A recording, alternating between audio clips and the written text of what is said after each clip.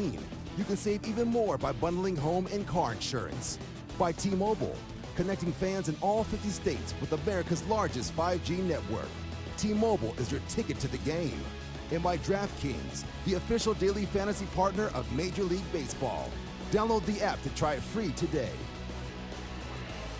Petco Park, San Diego, you see those shadows creeping in. Could be tough on the hitters the first few innings. 82 beautiful degrees here on the West Coast in San Diego. Getting ready for first pitch. Before that, news of the day, and there is plenty. Let's check in with Lauren Shahadi. Hi, Lauren. Hi, Brian. Kevin Cash said the ball is flying out of here, all well and good, but we need base runners in a major way. We also need length out of Snell because the bullpen, this stable, as he calls it, is taxed in a major way. Kevin Kiermaier out of this lineup. He told me his hand is still sore and still swollen. Michael Brantley for the Astros will DH, took a ball off his foot in Game 4. Asked Dusty Baker about last night's walk-off. He said games like that are the reason I'm back managing, like the birdie on the golf course. It just sucks you right back in, Brian. It does, and he said he had never had a walk-off moment as a manager in his career in the postseason. That's hard to believe. He's been to a lot of postseasons. Said that was one of the best games he's ever managed in his life yesterday. Geico batting order for Dusty Baker and the Houston Astros decked out in their orange tops today. They are the visiting team. They'll bat first. George Springer, Jose Altuve, Michael Brantley at the top. Carlos Correa, Alex Bregman, Kyle Tucker in the middle with Yuli Gurriel. Aledmys Diaz will be in left field, and Martin Maldonado rounding out the starting nine. That will face left-hander Blake Snell, the former Cy Young Award winner just a couple of seasons ago, Ronnie. You know, there's two things, guys, I'm going to be looking for here. In Game 1, his start faced 21 hitters, only 9 first pitch strikes. Starting this game in the shadow, you're going to have to throw more strikes. And can he keep the ball in the yard? 5 runs he's given up in the post, 4 solos. And catching them today, 5th out of 6 start this postseason in the ALCS, Mike Zunino. Then going around the infield, Wendell's been so good, gets a start against the lefty. Adames Brasso at second today with Diaz at first base. And then Rosarena gets the DH today. Lau moving to left field, Margot in center, and Renfroe gets a start and right. All the pieces in place. Home plate umpire Tim Timmons in his 4th LCS. Manny Gonzalez over at first base. John Tumpane is the second base umpire. The crew chief is over at third base today. That's Jeff Nelson. And the outfield umpires Chris Conroy and Ted Barrett, rounding out the 6-man umpiring crew. Ready for a Game 6. This should be fun. All of these games have been dramatic. And now a walk-off moment has occurred with Carlos Correa last night. One of the signature moments of this postseason thus far. Got to close the gate. Teddy Barrett, sun's out, guns out. Yeah, he's got those arms today. Well, that's the bullpen door, and I think both of these managers are hoping that bullpen door doesn't open for a long time in this game. It was used heavily yesterday. We saw a ton of relievers, made a little Major League Baseball history yesterday with 8 rookie pitchers in the game yesterday. Here we go. First pitch of Game 6 is in there for a strike, and away we go. Snell starts George Springer with strike 1. Could not ask for better weather this entire run in the American League MLB bubble here in San Diego. And a swing and a miss. Snell gets ahead of him 0-2. Started him out with a changeup after the first pitch home run yesterday off Curtis, and then that cutter slider down and in. Springer's homered in back-to-back games of this championship series. No balls, 2 strikes. And Snell delivers. Now the Astros trying to do something that only one other team has done, the Boston Red Sox. That's win a series down 3-0. Houston just the 4th team and the first since those 0-4 Red Sox to force a Game 6 after falling behind 3-0 in a best of 7. It has happened 38 times.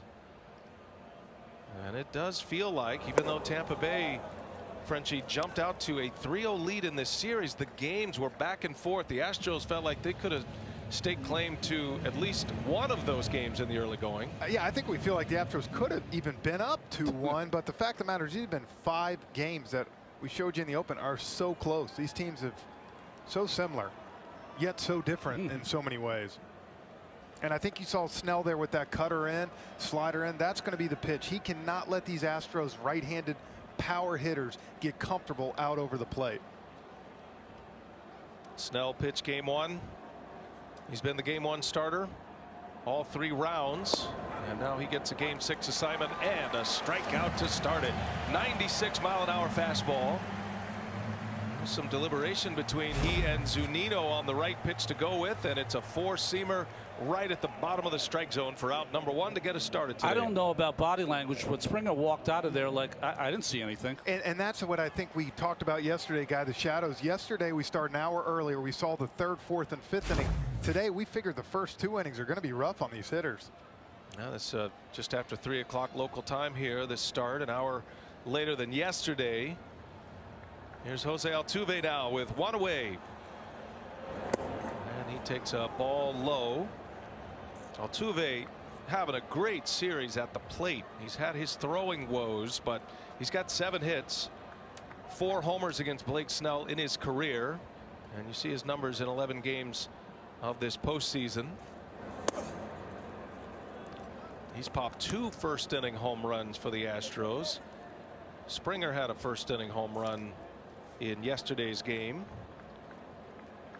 Snell didn't give up any runs in the first inning in his 11 regular season starts, but first inning runs in 2 of his 3 starts here in the post. And you see him being very careful with Altuve. Gets the call there. Ronnie, I'm sure as a pitcher, when you have a guy that's hitting 389 with 4 home runs against you, you know, don't you? Yeah, and also for Snell, he's a guy who likes to pitch up in the zone. That's the strength of Altuve. He's got to get the ball down. 2 balls and a strike on Altuve. And that one misses. Altuve with a first inning home run in game 1. He bounced back, had a first inning homer in game 3 with the Astros as the home team, and then he did it again in game 4. 4 out of 5 games the Astros have hit a solo home run in this ALCS. Altuve 3 times and Springer yesterday. 3-1 to count, and a swing and a miss. Not giving in to Altuve, chose the slider on the 3-1 count. It's a dastardly pitch, isn't it? It's a good pitch. If he's got that one on today, he's going to be tough. That's a great look from behind home plate. You see the ball start in the shadows. It pops bright as the sunlight hits it and then goes back into the shadow. That's what the hitter is dealing with early. 98 with the fastball from Snell. How about the pitch arsenal for Blake Snell? Well, the fastball will run about 97, 98. The slider will usually be down and into those right-handers. Changeup he doesn't throw as much. Curveball is the wipeout pitch. He doesn't use it as often as you would think. Yeah, you want to lay off the yellow. Who did this graphic? Dr. Seuss? Lay off the yellow one. Yep. Lay off yellow, hit blue. Full count. And that one misses. Altuve draws a walk. So the first base runner of the game. That'll put Snell in the stretch. Altuve, if he gives up on a pitch and it's a pitch that he can walk on, watch him. He'll get down a little bit, give the umpire a little different look, and Snell wanted that pitch. Turns that 5-6 frame into about a 4-6 frame right there.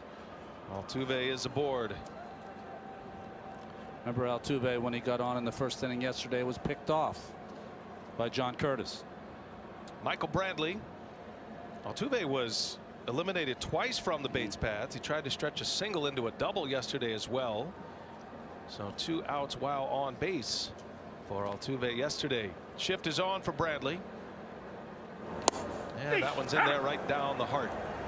And while Springer and Correa have both hit some big home runs this series, the 2 guys that have given the Rays the most trouble, Altuve at first and Brantley, 368 with 4 homers and 7 RBIs.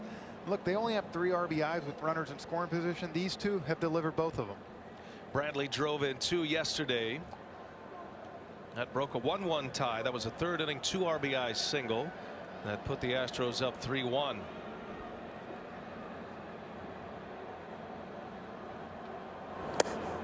You heard Lauren report that Brantley still dealing with the effects of not one but two foul balls in game 4. One on the shin, one on the ankle.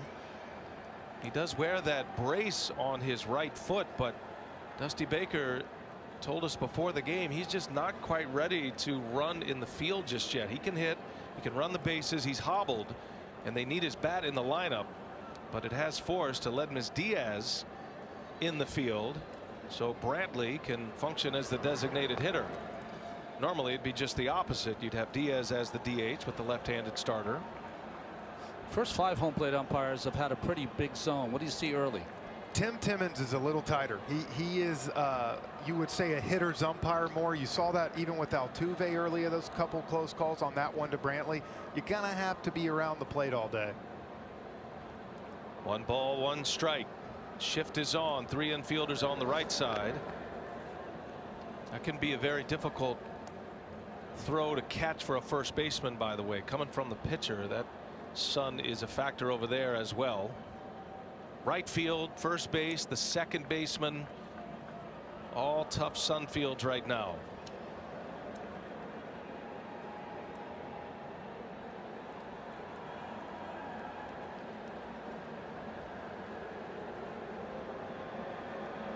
And another check on Altuve. Snell has been very deliberate, and I'm not even talking about the throws to first.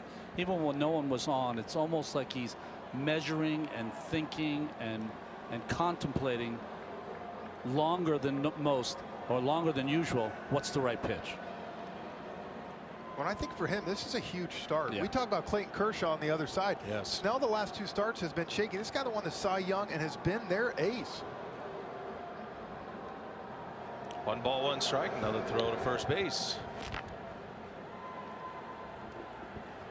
Right, Ron? Everybody wants that postseason moment, and this is his opportunity. BGP. You want people to say, hey, you know what? He's a big game pitcher. Yep. Every pitcher wants that. He's been excellent with men on base this season. Opponents hitting just 143. Opponent OPS, combining the on base and slugging percentage, is low as well. He's been at his best with runners on. And that's in the dirt. Altuve started then stopped. Good block back there by Zunino. The beatdown of Zunino begins. He will wear a lot in the chest protector today. Snell throws a ton of wild pitches, and he's going to have his catcher in the dirt often. 7 wild pitches this year led the American League. Both catchers this whole series have done a great job blocking balls and keeping runners put. 2 balls and a strike. Michael Brantley, and that one missed. 3-1 now. Astros feel like they survived yesterday with all of their young pitchers, their 5 rookies in succession they used: Garcia, Taylor, Paredes, Scrub, Raley. Josh James was injured in the game yesterday. Dusty Baker said it's unlikely we'll see him today. They're actually debating on a roster move, perhaps, depending on how he feels after this one today. Bradley late fouls it away. The point being, guys, is that the Astros, they had the clock ticking at the end of that game.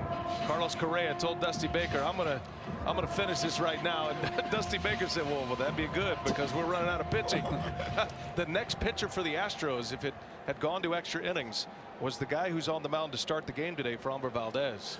Dusty had done such a great job, and he had done almost a perfect job in the 9 innings, but he didn't have really anything left for extras.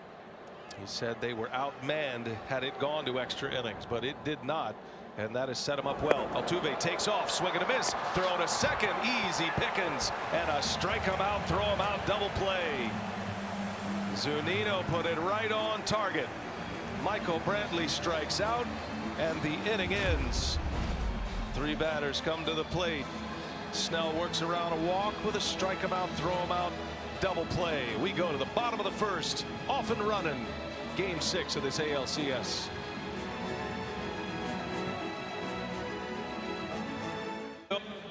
Mike Brasso, Randy Arozarena, Hunter Renfroe at the top. You got Yandy Diaz, Brandon Lau, and then Manny Margot in the middle. Kevin Cash has Willie Adames, Joey Wendell, and Mike Zunino rounding it out. You got a couple of left-handed batters. No Kevin Kiermaier, as Lauren Shahadi reported, still dealing with a hand injury. And the left-hander on the mound, Framber Valdez. How good has he been, Ron? He has been. Highest ground ball rate during the regular season, 60%. He's raised that to 67% in the postseason. Frenchie, how do you think these Tampa Bay Rays are going to attack Valdez? They got, to me, you got to go early. If you see a fastball out over the zone, you got to attack, even if it's in or out. And there you go, swinging away at the first pitch, right down the middle. Brasso comes up empty. It does play into Valdez's kind of coterie of pitches, though, because he could start having some ground balls and some easy innings. Extreme ground ball pitcher. This is an excellent infield defense for the Houston Astros. That's another reason why Dusty Baker feels good about Aledmys Diaz in left field, knowing there's going to be a lot of ground balls with Valdez on the mound. So Diaz gets that start in left, allows Brantley to get off his feet defensively. 1 ball, 1 strike. And Brasso takes a strike.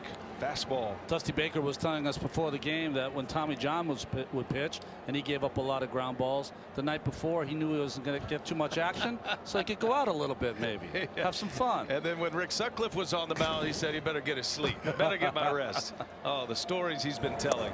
A swing and a miss. Valdez strikes out Brasso. Guys, want to go back to the strike him out, throw him out to end the last inning. What'd you see there, Jeff? Well, look, you're trying to stay out of the double play here. You trust a guy like Brantley, but at the same time, Ron, if you're going to get that bad of a jump, to me with Correa up next, you might as well just shut it down. Base Cam presented by T-Mobile, connecting you to America's largest 5G network, and it was no contest for Zunino to throw out Altuve, and that means Correa will lead off the second. Here's Randy Arozarena. Slow roller, going to be a tough play. He can run, scooped up, and a throw to first in time. Bregman just eats those alive. He made one of the best plays of the series yesterday on a little slow roll to third base. Had a bare hand pickup. It was at a key moment in the game as well, and he gobbles this one up. Arozarena has such a big cut. He doesn't get out of the box because he can fly. There's so far 2 curveballs Valdez has thrown, 1 for a big strikeout, 1 for the ground out. 74 strikeouts now on curveballs, most in the big leagues this year. And a lot of early swings as predicted. 6 pitches. He's got 2 outs on the board. Here is Hunter Renfroe. Well, guys, and remember back to game 1, Renfroe struck out 3 times against Valdez, and I think, what do you see, 2 fastballs maybe? Got a plethora of those curveballs. Renfroe told me he doesn't remember game 1 at all. Yeah, for him, I hope not. Short memory, struck out 4 times that game. But he's had his moment, Hunter Renfroe. He made a couple of brilliant catches, saving at least 2 runs, maybe 3 runs. Yeah, he's a fan favorite here. Longtime San Diego Padre. Up there in the condominium buildings. There's got a target up for him.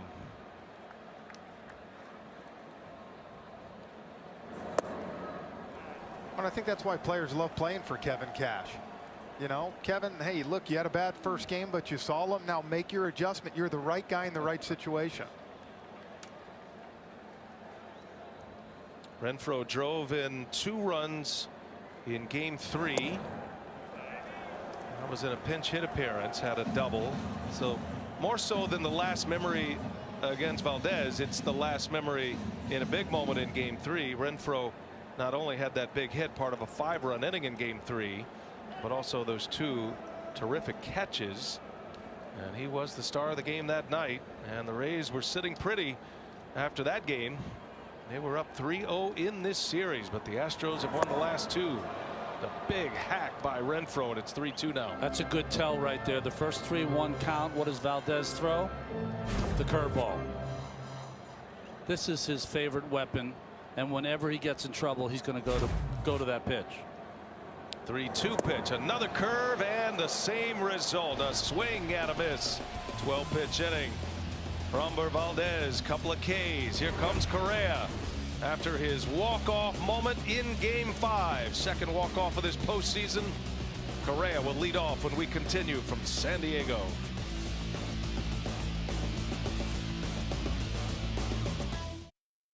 Carlos Correa striding to the plate as we get ready to go in the second inning. No score. Both pitchers with a couple of Ks in that first inning. Snell and Valdez. You know, I was mentioning that Correa's batted .342 in the post, but only 2 for 17 before that big home run last night. He's hit a lot of balls hard, and that's been the story for the Astros. They got some low averages, but high exit velocity. But that kind of was the story of the first 3 games. The Astros couldn't buy a hit despite a lot of line drive outs. Correa had a line drive out yesterday, and then he decided to hit him where they don't put any fielders, over the fence. Quickly ahead, 0-2 is Blake Snell. Now the one caveat to him calling it that he's going to end the game. Do you know how many players call that they're going to end the game? Everyone in the lineup. I'm sure Dusty heard that from everybody who was going to hit at that point. That's why games, when you see them go to extra innings, usually take 17 innings, because everybody's trying to do that. I got you, Skip. Yep. Got a big bear hug from his manager after the game. Second walk-off of this postseason. Freddie Freeman had one with the Braves in the wild card series, and then Correa yesterday for the Astros, forcing a Game 6. Correa's had 3 walk-offs in his career, and 2 of those have been home runs. And this one, a no-doubter. He had missed a curveball for the first strike. Then he got a fastball and didn't miss. And pandemonium for the Houston Astros, knowing they had pushed this to a Game 6. Look out, up and in the shadows, 96 miles an hour, and Correa down to the seat of his pants. Oof. I mean, made doubly tough because of the shadows. Yeah, for sure. But in Snell's thing, he's got to do this some. You got to let these right-handed hitters know you'll come inside. And to me, in Game 1, we never saw that. Yeah, move their feet. Yeah. Snell has had 3 consecutive 3-2 counts, and Correa pops this one foul and out of play. Correa's walk-off yesterday was the 15th in baseball history in a game in which that player's team faced elimination. Those are the ones to extend seasons. Nick Anderson. Give a lot of credit to Nick Anderson. Much respect. He came on. He addressed the media on a Zoom call. A lot of closers will do that, and he was very poised in his response, understanding that's the nature of the game, and particularly in his role. I like seeing that. He looked like he was in the moment, said, hey, he got me that time, but we'll have another day. And I think if you're the Tampa Bay Rays, you got to feel like your loaded bullpen can match up with anybody who is remaining. They match up with anybody in the game, especially the 4 that are left. It hasn't been an easy road for Anderson to success. Nothing can hurt him. Nothing can phase him. There's a good lesson in that. Another 3-2 pitch. Correa in the air to right field. Little jam shot. That's going to fall. A base hit for Correa. Long battle. Got in on his hands, but the first hit of the game. And back in the stretch goes Blake Snell. And this is what we saw in Game 1, a lot of 3-2 counts. We saw it to Altuve a little bit ago. Now 3-2, you foul off a couple and dump one in. So now that's for Snell. That's 9 pitches. That's something he's got to try to keep it down. 14 full counts in his last start.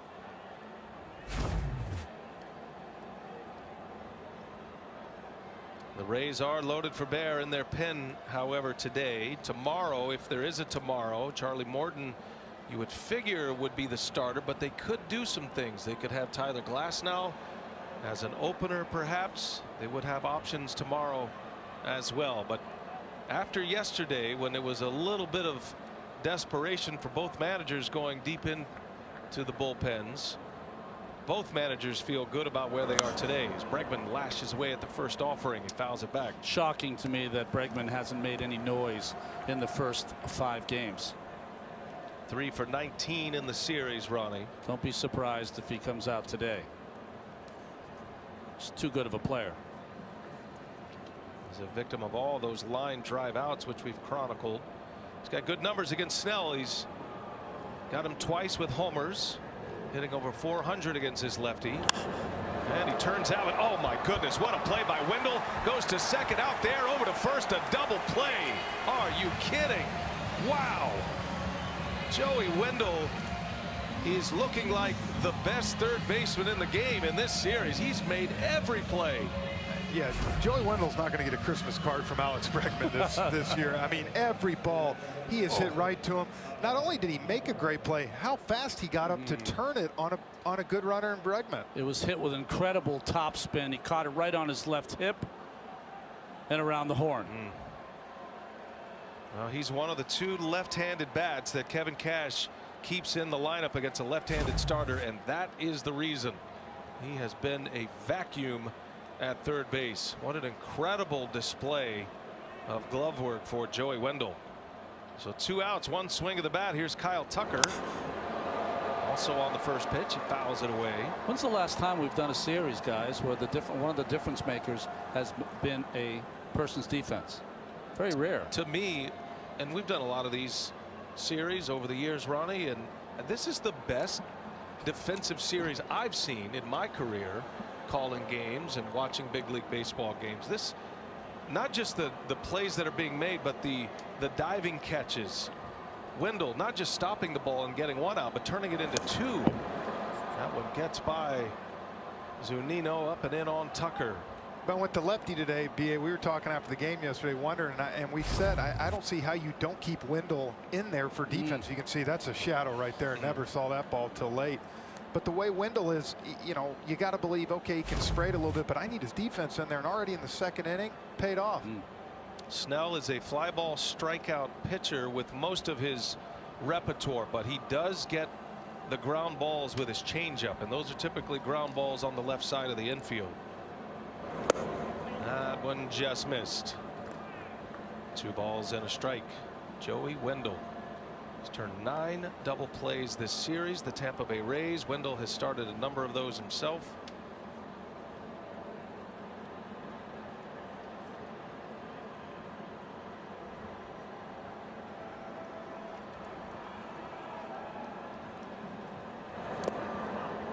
Kevin Cash even said as much, that we're not swinging the bats. This was prior to yesterday's game. We've got to hit. We've got to do our part as an offense, because right now the pitching and the defense, and add to the defensive positioning, is carrying the ball club and kind of hiding the lack of offense. It's pretty much been Randy Arozarena and everybody else for the Tampa Bay Rays. 3 balls and a strike, and he lost him. Snell walks Tucker. So already the third base runner on a couple of double plays have wiped him out. Authentic caps, tees, jerseys, hoodies, and more. You can get all your postseason gear and cheer on your team at home with the official source, MLBshop.com. Kevin Cash was very self-deprecating today. We asked him how difficult is it to hit in the shadows. He said, I spent my entire career hitting in the shadows. 9 p.m., noon time, 3 p.m. It didn't matter what time it was. That was good.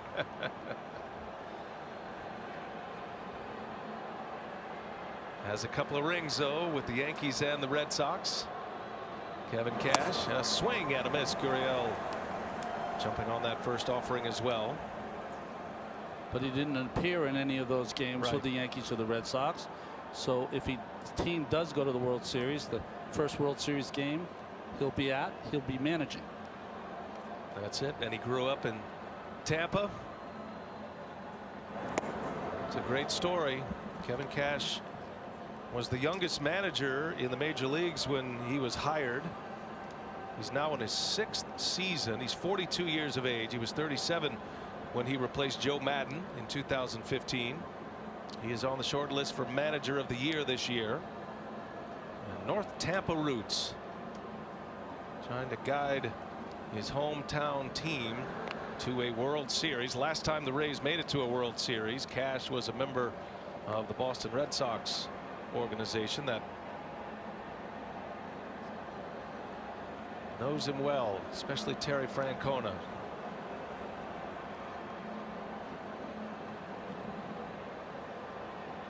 One ball, one strike on Yuli Gurriel.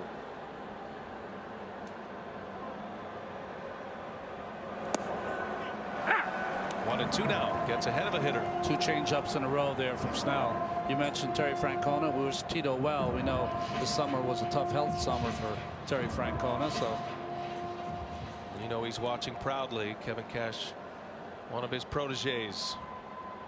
They were together in Cleveland as well. Cash played for him in Boston and then joined his coaching staff in Cleveland. 1 ball, 2 strikes, 2 men are out. Tucker, the runner at first. And that one missed. Not by much. You're right, Frenchie. That is a tight zone early. That's tough to lay off right there on a 1-2 pitch.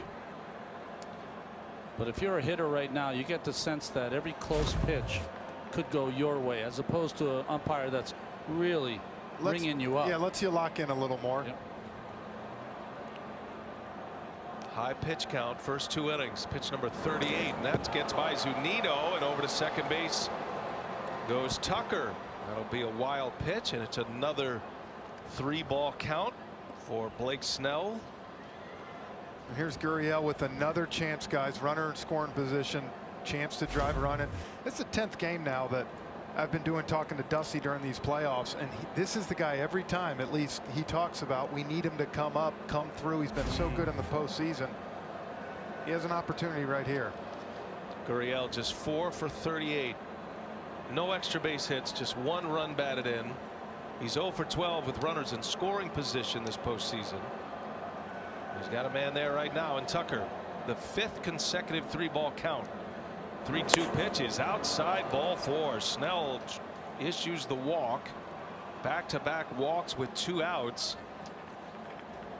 And this is kind of the picture you get with Snell, is that so far in his postseason career, he's been a guy that bends but doesn't break with runners on. They only bat 2 for 21 on him, 1 for 13 with runners in scoring position. Kyle Snyder makes his first visit to the mound, the Rays pitching coach. Snell has a lot of traffic behind him. It's one of the reasons he does not go extended in games. He's a 5+ inning pitcher, even though he is their ace.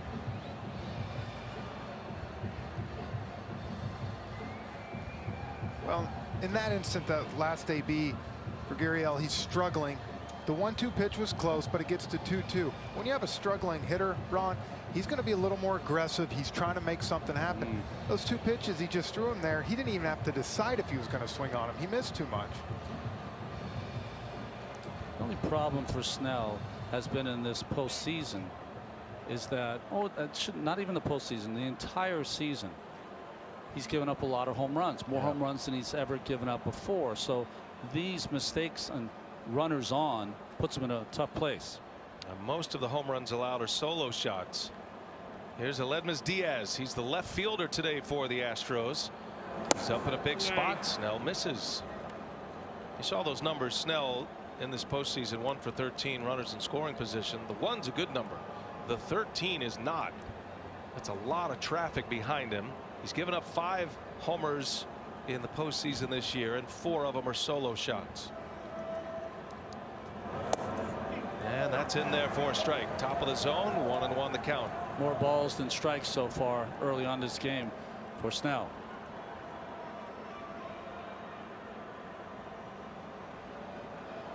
He's issued 3 walks and a hit. He's had 2 double plays, a strike him out, throw him out, and then a 5-4-3 double play on a hard hit ground ball by Bregman. A roller in the hole. Adames backhands it. Got a long throw, and it's a good one. Strong arm shortstop Willy Adames. And Snell strands 2. He's labored through the first 2, but nothing on the board. He's got an excellent defense behind him, especially that left side. They're making plays already. Our scoreless here, game 6 of this ALCS. Third consecutive elimination opportunity for the Tampa Bay Rays. Jumped out 3-0 in this series. Astros have won the last two, and they know it's win or go home. A win forces a Game 7. Blake Snell having a chat with Kyle Snyder. He's labored through the first 2 innings, but no damage yet. And here we go to the Rays half of the second. Yandy Diaz will lead off, and Framber Valdez pours in a strike. He's had good command early.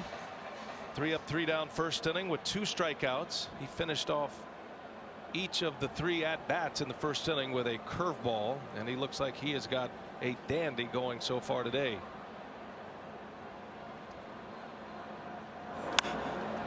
And that ball is just foul. Wow. Diaz tried to shoot one to the opposite field, or he was just significantly late. Not by much, though, huh? No. First base umpire Manny Gonzalez right on top of it. Quickly 0-2 the count on Diaz. It's been a struggle for him. 3 for 22 this postseason. Does not have an RBI. Has been drawing walks, though. He has 8 walks and a .367 on base percentage despite only 3 hits. The 1-2, and down he goes, and another finishing curve for Valdez. Out number 1 here in the second inning. Check in with Lauren Shahadi. He's free and easy, isn't he, Brian? His mantra is roughly translated to beat the game. Don't let the game beat you. He used to let the importance of the moment lead to doubt, so he wouldn't attack the zone like we're seeing today. He was almost scared. That's letting the game beat you in his mind. He's overcome it. Whatever he's done, whatever mindset, he's found it. And the Astros, and you don't want to fall into the recency bias right now, but the way he's pitching in these postseason games, I mean, they might have a legit star on their hands in Framber Valdez. I do. I think this was his time for everybody to see him shine.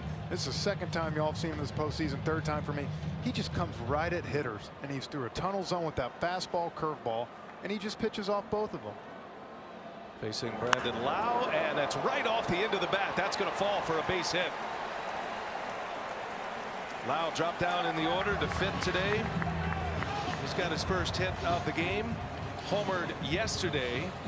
A hitter in a monumental slump, but he had a big moment yesterday when he tied the game with a long ball and a curveball that is delivered for a base hit here for the Rays. Well, just off the end of the bat, a hitter that certainly needs a little luck to go his way as he tries to get out of that slump. Lau was 4 for 45 in the postseason prior to that hit. 2 for his last 40. That's a bat the Rays are desperate to get going. He can carry a ball club. He's been their best hitter all year. Here's Margot now. First ball swinging, cuts right through it.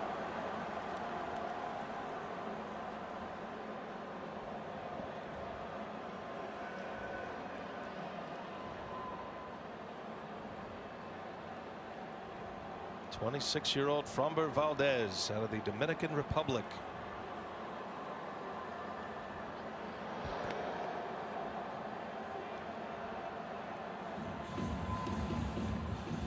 You look at his numbers presented by DraftKings, go inside, and the most curveball strikeouts this season coming into today's game, 73 of them.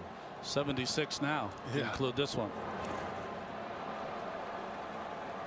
Strikeouts: Brasso, Renfroe, and Diaz, right-handed batters. Curveball's the result pitch, isn't it? Usually, either a ball in play, batted ball, or a strikeout for Framber Valdez. Pitched 5 innings in relief in Game 1 of the wild card series against the Twins. Was brilliant. Started Game 2 in the division series against Oakland. 7 innings there, just 2 runs. Did give up 2 homers. And then he pitched to Jim in Game 1 of this ALCS. Took a loss, but Frenchie, you made the argument yesterday. Their first 2 starts kind of set them up for what they were able to do yesterday. They would have never had a chance to have that bullpen game and have all those guys. If you look at their starters, Valdez 6, Greinke 6, McCullers 7, Urquidy 5, and Urquidy could have gave him more, I thought, at that time. And The youngster who pitched yesterday really was kind of a glorified opener. So. Yeah.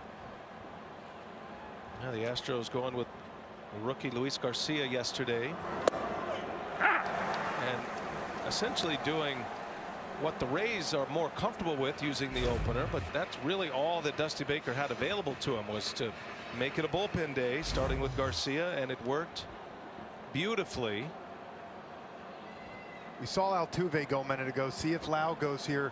Big ground ball guy in Valdez. Here's a 3-2, and Margot takes a called strike 3, and another at bat ends with a curveball. Margot looks at one go by. 4 Ks for Valdez. Well, this froze him because it was a backdoor curveball, and he gets the call from Tim Timmons. Ball just floats off the corner of the plate, came back enough for Timmons' liking. For a hitter, that's almost impossible to pull the trigger on. The strobe effect through the shadows. 2 men are out. Runner at first. Adames takes a strike.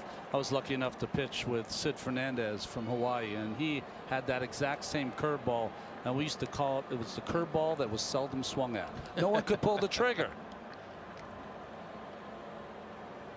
El Cid. The ball's hit hard into left center field. That is going to shoot the gap, and to the wall it goes. Lau can run. He's around third, on his way to the plate, and he will score. Willie Adames, a 2-out RBI double, and it's 1-0 Tampa Bay. This is a very fast track here at Petco Park. The infield, the outfield grass is cut extremely tight, and that ball just shot the gap. Now, perfect pitch, middle. The perfect way not to hit the curveballs. Don't miss the fastball. We saw La Rosarena hit a home run in game 1 against him here. Adames shoots the gap. Lau with great speed. Yeah. This was never, when you saw the ball split the gap, he had it the whole way. Astros outfield had him shaded into right center field with Springer, and Adames delivers the first run of the game. Tampa Bay's had great success scoring first in this postseason. They have not lost a game yet. 5-0, and they're 30-6 this season when they score first. Willie Adames, he makes a terrific play to end the top of the second, and now delivers a run with 2 outs in the bottom half. Joey Wendell.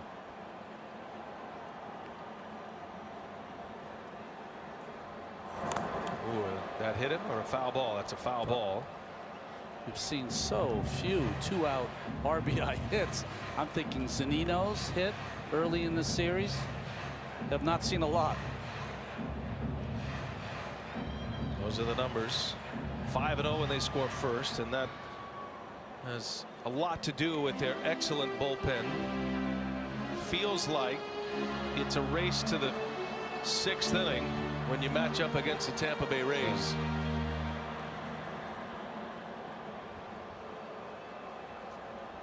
No balls and 2 strikes on Joey Wendell.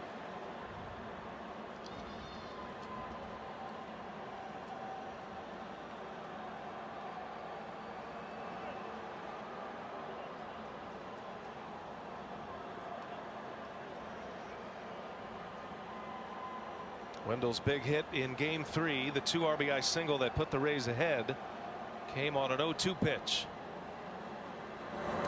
Just shot one the other way. He's been good driving the ball to the opposite field. Both of his hits that day in game 3 came to left field.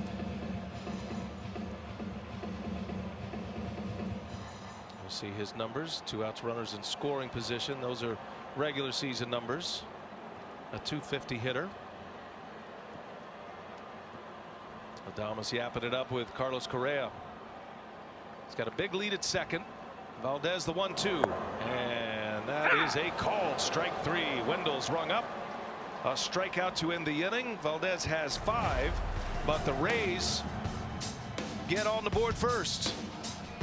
Lau gets rid of the helmet, sprints his way to the plate to score the game's first run. Adames drives him in. 1-0 Tampa Bay.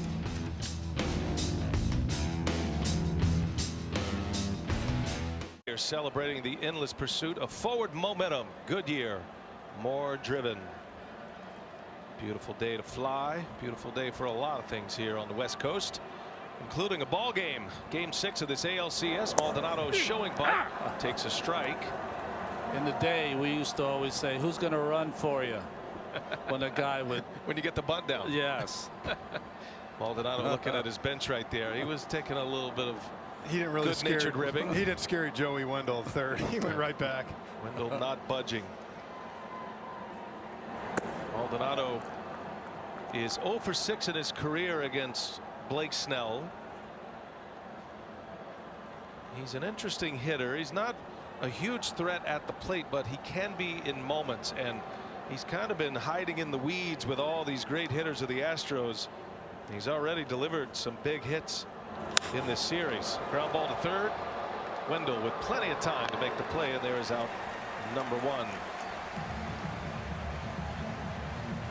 Well, the best way to overcome racism is through education. That's why Jordan Brand is launching Real Talk. It's an honest dialogue highlighting real issues with real conversations to create real solutions. To watch the full episode, visit Jordan Brand on the YouTube channel or open the camera on your phone now and scan the flow code. One man gone. Top of the order here is Springer, and he takes a ball. So Snell's faced 10 hitters. He's thrown strikes to 7 out of the 10, but he's had 5 3-ball counts. So that usually doesn't happen when you're pounding the strike zone. But he's kind of getting that strike over, but then working from behind after that. And did he go? They'll ask. He did. A swing by Springer. 1 ball, 1 strike. And you see guys' averages jump up sometimes second time. Snell pretty big. 140 his first AB, 307 this time through the lineup. See what kind of adjustments these hitters make on him today. Snell in the bright sunshine, that little patch of sunlight on the mound now, and then into the shadows. This is with a fastball. These hitters know they just got to hang on for another half hour or so, and then things get a lot better. You played here, Frenchie. These shadows can be pretty severe, and we've seen it throughout this postseason. A slow roller foul. One of the themes for the Astros coming into this postseason, even though they had a record under 500 in the shortened 60-game schedule, they were 29-31, is if they could just make it, telling Dusty Baker, we just get there, then we're in business. And one of those reasons is because of all the experience they have. Today, Altuve, Correa, Bregman, Gurriel, and Springer competing in their 56th playoff game together. And this incredible run the Astros have had over the last 4+ seasons, including a World Series title in 17.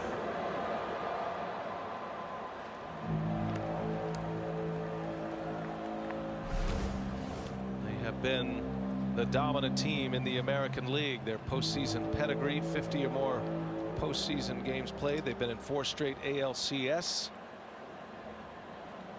Those 2 World Series appearances, and of course the 17 championship, and of course the sign stealing scandal that is a cloud over this organization, and one of the main reasons they are trying to play their way through that and beyond that. Springer, a swing and a miss.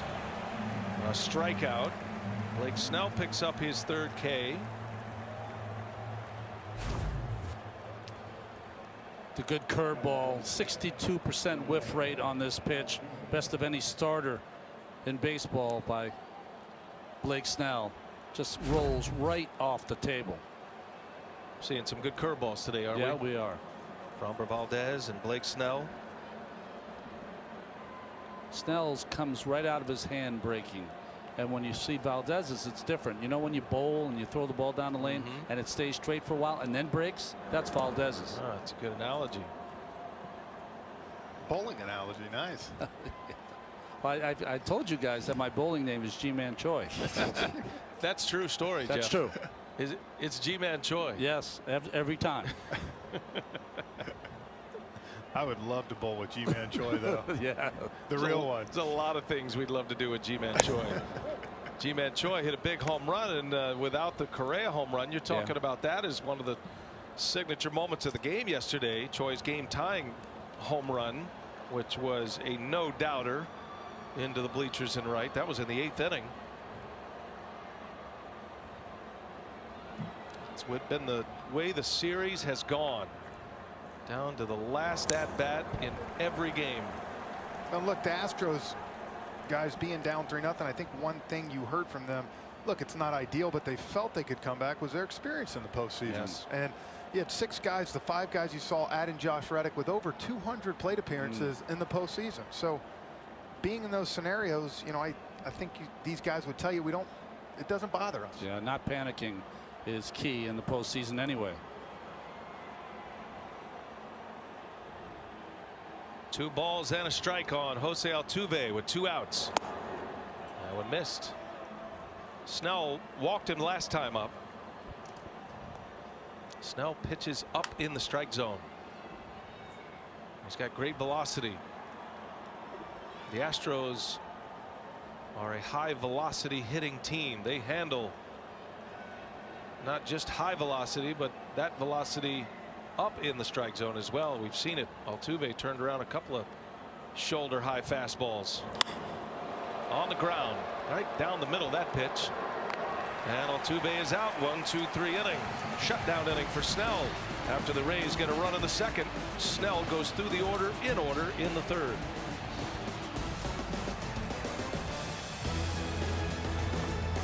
Yes, it's presented Museum of Art, Balboa Park. One of the many tourist stops, one of the great stops here in this beautiful area of our country, San Diego, California. It's been home to the American League postseason. The winner of this ALCS will head to Arlington, Texas, and a trip to the World Series. Mike Zunino takes strike 1, a curveball in for a strike. Hated I couldn't get out to that Museum of Art this time around. Next time out, man. Just the hotel to the ballpark in the bubble, right? They've treated us well here. Congratulations to Major League Baseball. No, we're not at the end yet, but they've done a great job setting us up, setting everybody up, the players, and us as a network, TBS. Fortunate to be able to bring you games as Zunino grounds to short. Correa takes a strong throw for out number 1. Moment ago, Lauren Shahadi caught up with Astros manager Dusty Baker. Dusty, Valdez getting strikeouts on the curve. What have you seen so far? Well, so far it's tough to see, you know, on both sides, but his curveball is working, and you know, we got hurt on the fastball. I think you know, that Adames hit, but you know, both sides are playing good ball, and you know, right now both left-handers are getting the breaking balls over. Move Correa up. Why? Well, because he's hot, and you know, Breggy's swinging the bat well, but he's not getting much to show for it. So I moved him up because I moved the hot bat and wanted as many hot bats in consecutive order in the lineup as possible. Thanks for the time, Dusty. You're welcome. We record those interviews between innings. There's something poetic about a Dusty Baker interview with Earth, Wind, and Fire playing in the background. It's been a music lesson every day, hasn't it? Talking to Dusty Baker. It's been taking us through the blues, Freddie King, namely. Mike Brasso facing Valdez here with 1 out. Yes. He said he was listening to Freddie King because Freddie's got a song going to Dallas, Palace of the King. Palace of the King. That's one of the lines in there. He also told us about a walk-off his winemaker he was talking to last night. It's walk-off red. That's right. He's got a wine. He said, I spoke to my winemaker today. I said, wow. Dusty, when you start a sentence with "I spoke to my winemaker," you've won life. Yeah, I mean, you've won. You're living large. He is living large. At 71 years of age, he is so happy to be back as a bench manager in the major leagues. 5th team he has taken to the playoffs.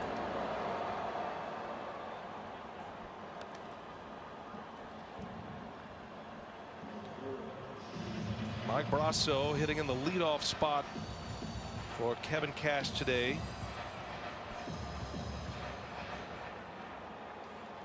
Had his signature moment in Game 5 of the division series against Aroldis Chapman.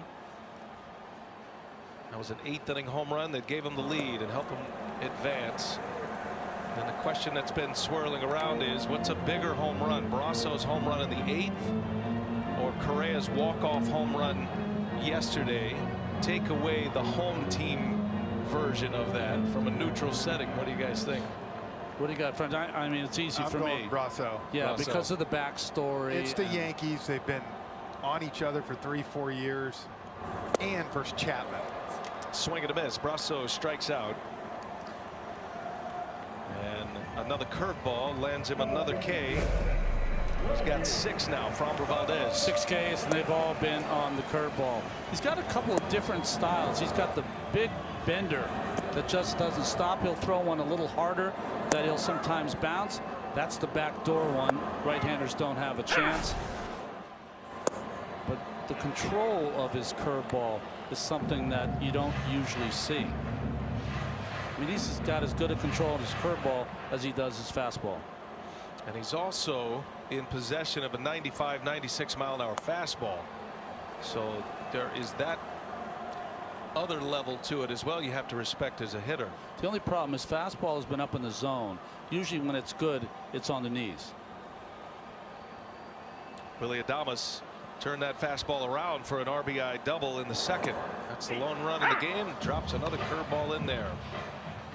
Landing the plane is Framber Valdez with that hook. You got a Rosarena on a ground out last time up with that curve. The 2-1, another curve, and that one's low.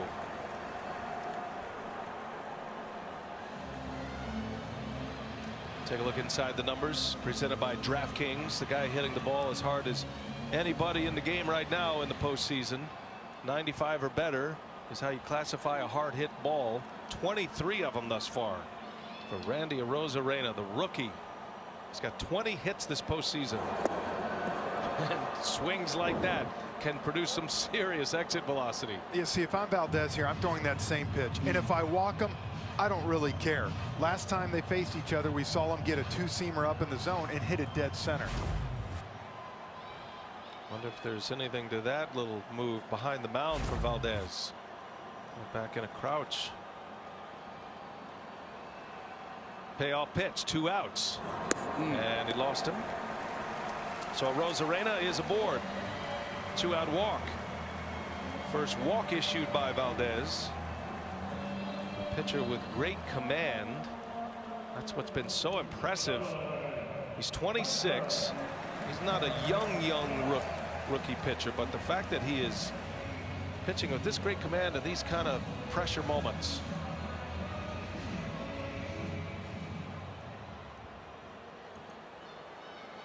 Ray scored on a 2-out hit last inning. Now Hunter Renfroe at the plate.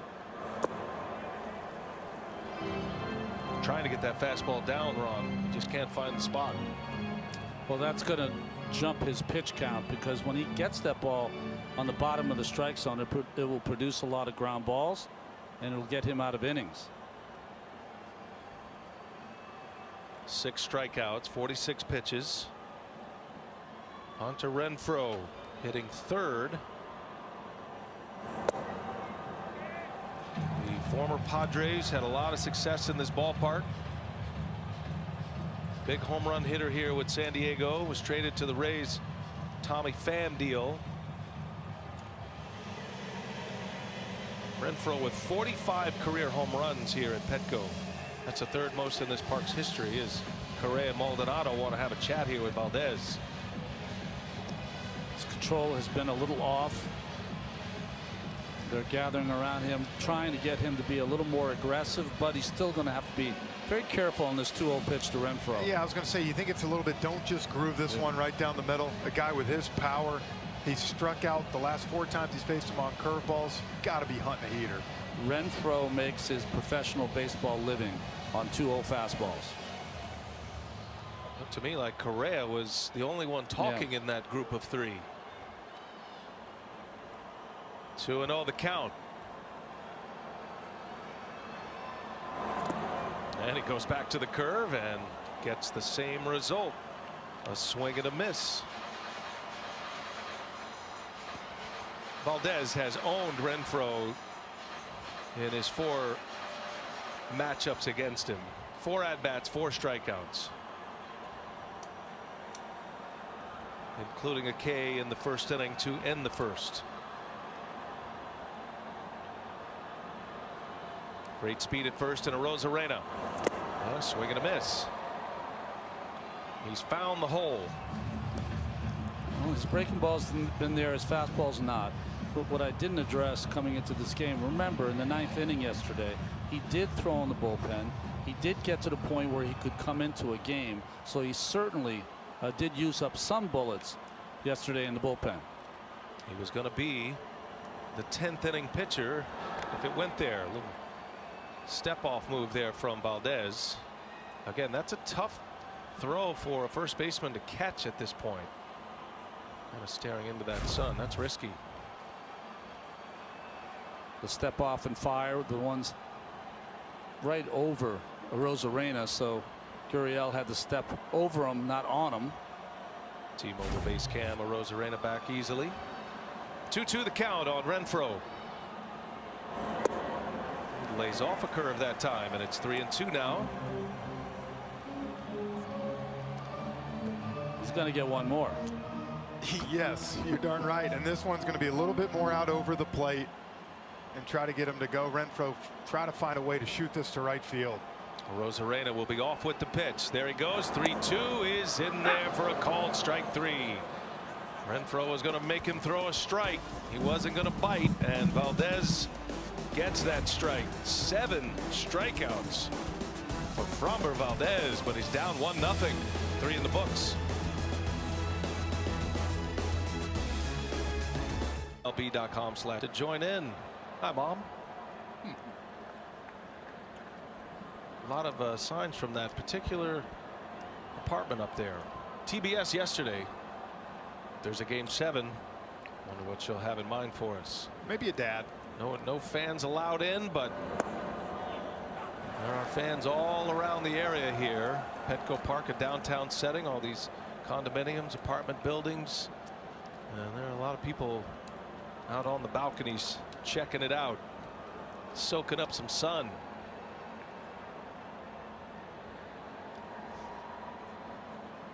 Michael Brantley starting this 4th inning. And in the air left field, gonna slice foul. That's gonna be in the seats.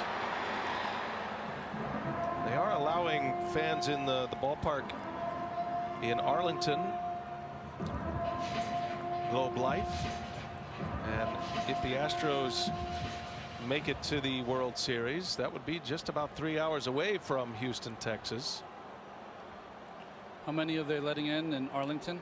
Like 11. 11,000, Yeah. so a quarter maybe of the capacity. Bradley up the middle, and that's through for a base hit. Michael Brantley singles to start this 4th inning. Lauren caught up with Kevin Cash, the Rays skipper, between innings. Kevin, a clean inning for Snell. Is he working more efficiently? Well, let's hope. I mean, he's really maximizing his pitches and giving different looks. He's going to have to continue doing that to a really talented lineup. He questioned a few calls. What have you thought of the zone so far? I think Tim's, all the umpires have done a tremendous job to date, and Tim's right on par. Appreciate it. Yep. And thanks to Kevin Cash. Talking about Tim Timmons, home plate umpire. Michael Brantley with a base hit to start it. He's hitting 10 straight now, Brantley. And here is Correa.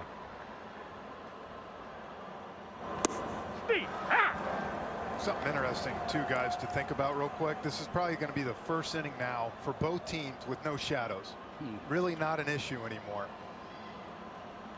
They have survived the most difficult part of the day for a hitter in this ballpark. As we play here in the 4th inning. No balls and a strike on Correa. Lauren, I know you had a chance to catch up with Carlos before the game. You guys talked about this specific matchup with Blake Snell. What do you have to say? Yeah, he said we have to make him throw strikes. He tries to get you to chase. He's tricky. If you make him work, he'll go 5 innings, 100 pitches. lives off the chase. I thought that was a great description of facing Blake Snell. 1 ball, 1 strike. Right down the middle. Correa takes it for strike 2. Correa with 2 walk-off home runs in the postseason in his career now. He joins David Ortiz and Bernie Williams. Those are the only 3 with multiple walk-off home runs in the postseason.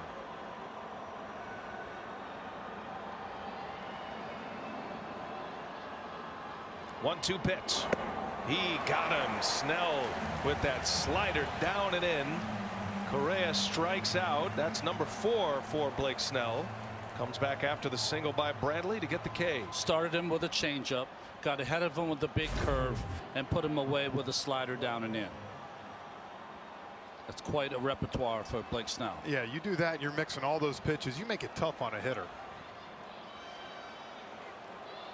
Nasty slider and a big swing and a miss. So Correa 1 out of 2 in this one. That brings up Alex Bregman, who bounced into a double play last time up. He hit a hot one over to third base. Joey Wendell picked it and then started a 5-4-3 around the horn double play. You heard Lauren ask Dusty Baker about the flip-flop in the lineup. Correa and Bregman. Correa's just been moving up and up that batting order.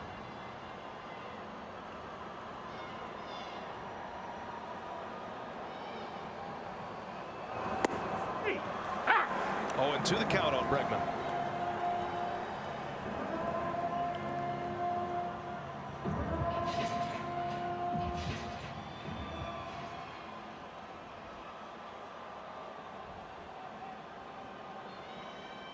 Tampa Bay scoring their run in the second. Willy Adames with a 2-out run producing double. Snell's got Bregman 0-2 and a good block back there by Zunino. Keeps Bradley at first. Bradley's not running well. He took 2 foul balls off his foot in game 4. And it'll slow him down a little bit. So much so, Dusty Baker didn't want to chance him playing in the field. Made him the DH today. Ready for a 1-2. Snell will check on Bradley.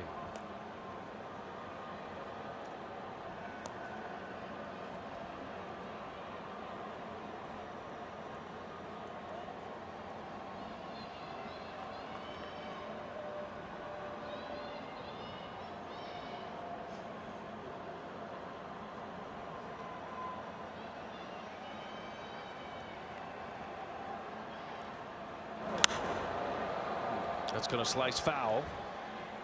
He's late on it. Ron mentioned Snell giving up the home runs this year, the highest of his career per 9 innings. He gave up 1.8 home runs per 9 this year. He had his lowest walks per 9 of his career. Those two might go hand in hand. More control, trying to pound the strike zone more. Well, if you include the post, over the course of a 200-inning season, he would give up around 34, 35. That's a high number for a pitcher of his talent. 1-2 the count. We'll do it again. Brantley the runner at first. In the dirt again.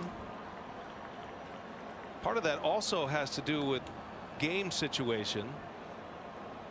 Blake Snell pitched with the lead a lot this season. He got nearly 7 runs of support this year. Had the 6th highest number in Major League Baseball in run support this season. That affects how aggressive you'll pitch as well when you have a lead, especially a sizable lead. He's got a slim lead right now, 1-0. 2 balls, 2 strikes to Bregman. Sometimes it feels like, Ron, that Snell, this is all calculated by design with runners on base. This is the way he pitches, but it's almost like he's trying to take a little starch out of the hitter in moments like this. Yeah, the delay tactic, right? I think it's more for him, though, that he's deliberate by nature, but when runners get on base, he wants to even be more deliberate. taking his time to make sure every pitch is right. Little half swing. Diaz is over. Play is at second base. They get the out. Nice play by Yandy Diaz. They were not going to get Bregman. And with Brantley not running well, he had some time, and that's his second out. Rays get the lead man in this fourth inning. Well, every experienced first baseman knows the best play when you're going there, you got all your momentum going there, is the play at second base. And now we talked the second time through the lineup how Snell would attack these hitters. Ron, you said it with Correa. Talk about mixing it up every pitch. That time, 2 fastballs, 2 changeups, 2 of those slider curves to Bregman. So doing a good job of getting in no pattern. Got the force play at second base for out number 2. It's been a revolving door over at first base. You've seen Brasso there and Yandy Diaz, Ji-Man Choi. All part of the Rays way. Versatile players that can play all around. Their regular second baseman is in left field today, and Brandon Lau. Here's Tucker now. 2 outs in the inning. Another smother by Zunino.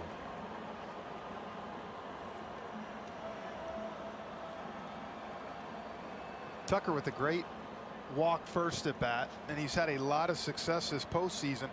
He's a guy that had 27 extra base hits during the season. 0 still this postseason. Maybe their most consistent hitter during the regular season.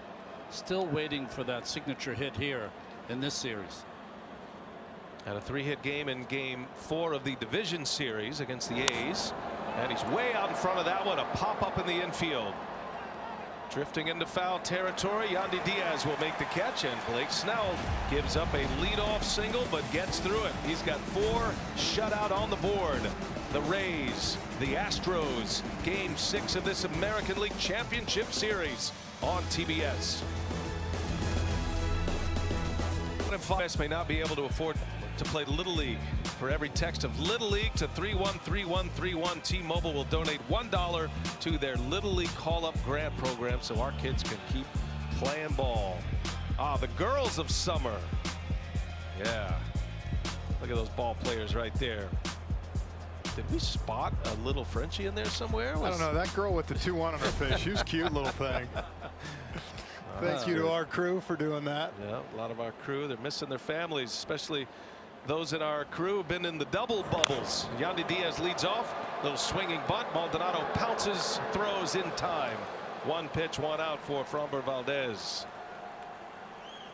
Yeah, we want to send a shout out to all of those from our crew that have been in the NBA bubble and then here to the MLB bubble. It's been a thrilling ride, an experience we'll never forget.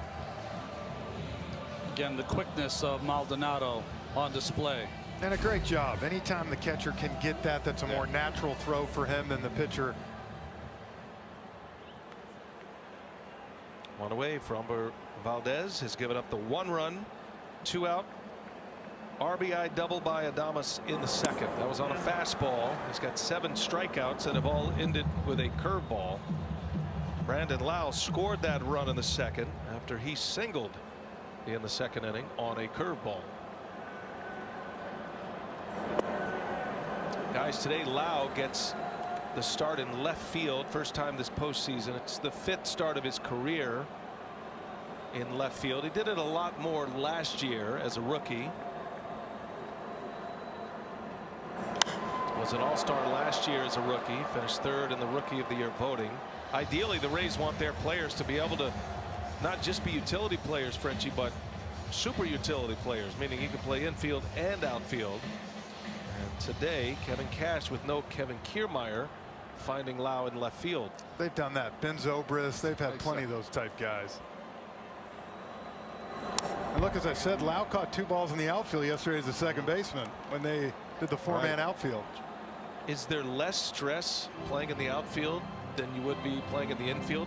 Can it help your offense, I guess, is the question. Are you trying to say that us outfielders don't have as much stress? I mean, did you get that, Ron? Exactly, I felt like exactly what he said to you. There's time to pick daisies out there.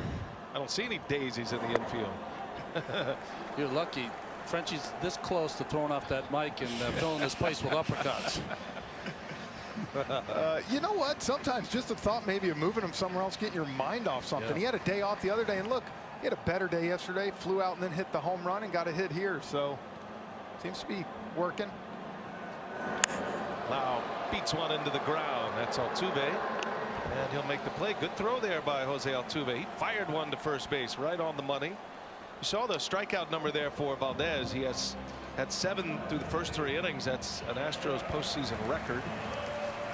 And pitching here in the 4th. I was watching Altuve take ground balls before the game. Fielded about 25 to 30. Every throw spot on and perfect. Yeah, and there's a little bit different cadence, I think, to the way he's throwing the ball, right? Yeah. I mean, he's not being so deliberate, trying to create a little more pace to it, not just trying to throw it harder, but a little more pace in how he gloves and throws. But it hasn't changed the fact that Correa's been over there on the shift every time, where Altuve was earlier in the series, where he committed 2 of his 3 errors. Well, with Lau's speed there, he had to get rid of it quick. So like you said, doesn't have time to think about what's going on. 2 outs for Margot. On the ground, Bregman. And a good inning for Framber Valdez. That's a 9-pitch inning, 3 outs on the ground, 4 in the books. We go to the 5th in Game 6, 1-0 Rays.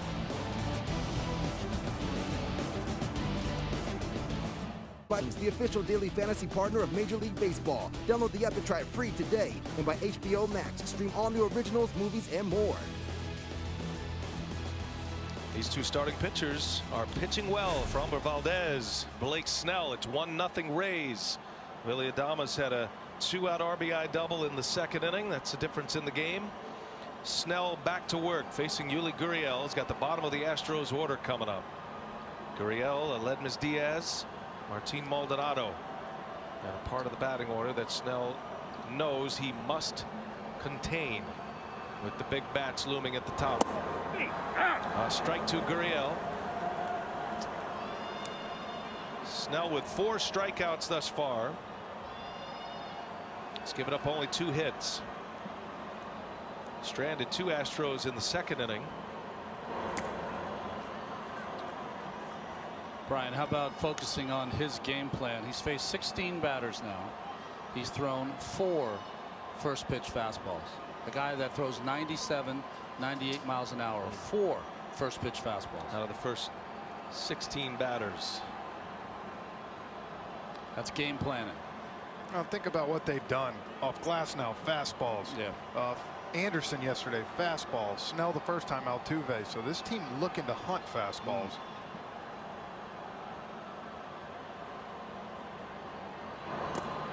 3 changeups in a row here.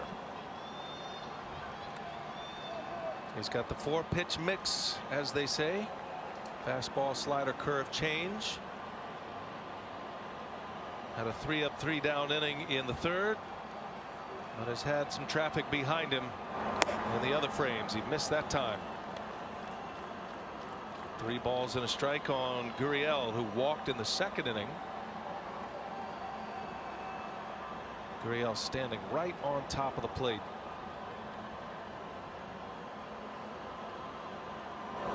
And Snell misses again. So again, he walks Gurriel. Take a look at StatCast, powered by Google Cloud. What color were we supposed to lay off of, Frenchie? Well, we were supposed to lay off the yellow and hit the blue.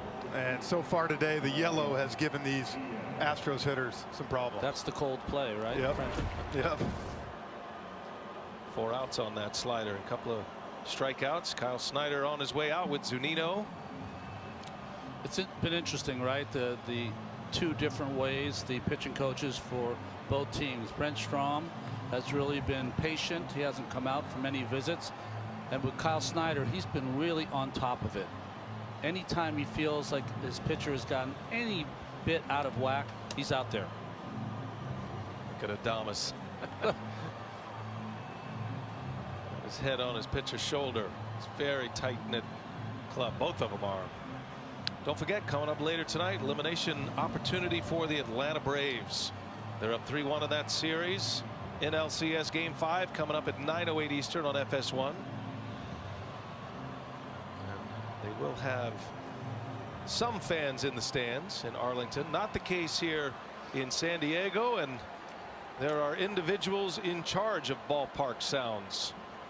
and trying to give us a bit of a feel of what a crowd would feel like as Aledmys Diaz steps in to bat with a man on. And Lauren, I know you've done some investigative reporting on the crowd sounds here at Petco. Indeed, and to emulate a playoff environment, Brian, they're using sound engineers. These guys produce Aerosmith, they produce Sting. So if you're standing at home looking at the press box, it's 4 people to the right of where you guys are in the booth. One operator's in charge of the constant murmur you hear of the crowd, another following the game, anticipating the cheers and the boos. They also, I found this interesting, they met with both teams and took into account how fans may sound at the Trop or at Minute Maid, and they customized the sound to that. Well, it does present. We were all wondering what it was going to be like this year with the artificial crowd noise, but it does give just a layer of noise that I think the players appreciate. We didn't know how it was going to go. It's a swing and a foul by Diaz, and it's 2-1.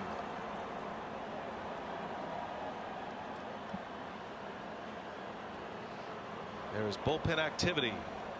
Diego Castillo, who has finished off games very well for Kevin Cash, looking like he might be the closer for the starter in this one, especially with the top of the Astros order looming. Swing and a miss. 2-2 the count. Was that the slider right there? Yes, it was. He's put both pitches in a good place, though. Get that ball a little up in the strike zone. Diaz has tremendous power. Astros, 3 of the 5 innings have had their lead man reach. Gurriel with a leadoff walk here in the 5th inning. 2-2 the count. Diaz rolls over one foul. And this to me is where he's got to put his sights, guys, to right center. Shoot that little hole. You see the shift they have. It's a great opportunity with that slider changeup. He's looking for a rollover to either Wendell or Damas for the double play. So right here, put your eyesight over that way and see if you can shoot the hole. They'd have their leadoff man on 3 out of the 5 innings. A little bit of a shift on. Rays looking to turn 2 though on a ground ball. And there is a ground ball that's going to be through for a base hit.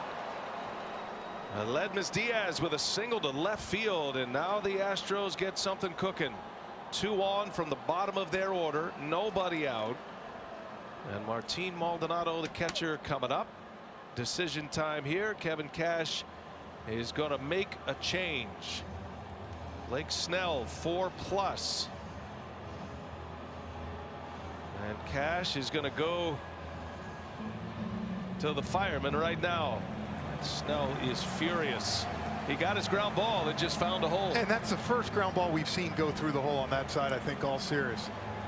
Kevin Cash and the Tampa Bay Rays, they're telling you right now, we can win this 1-0 if we have to. And he's going to his stable of guys. First one out of there, Diego Castillo.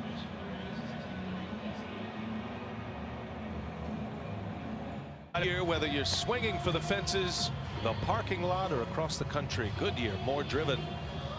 Petco Park, San Diego. Blake Snell is out. This is a 1-0 game here in the 5th inning. 4+2 batters for Snell. And their ace is out with 2 runners that are his responsibility. And a couple of questions for you guys. First, Diego Castillo on the mound. Is this too early? Is this the right move for the Rays? I think they're going to use something they used in Game 5 against the Yankees. On 2 days rest, Tyler Glasnow only went 2 1/3, but they went to the combination of Anderson, Fairbanks, and Castillo. They'll go to that same combination, just in different order tonight. I'll let you know in about 7 minutes. Look, if they're able to get a run or 2 here, right, they've taken out their best guy to me for Tampa right now. Because Diego Castillo to me is the guy with the tough slider and 97 down that really has done a good job with his Astros lineup. The other question is, do you think Maldonado might drop a bunt down? Well, we've seen him in the postseason bunt before. No one's really bunting this year. He does square. Maldonado is an excellent bunter. He does not run well. He's probably more of a risk to bounce into a double play. So that comes into play in a spot like this, but he can execute the bunt. And I say that because there are a lot of big league hitters that don't bunt. and they can't bunt at this point because they never do it. You wouldn't trust him in this situation.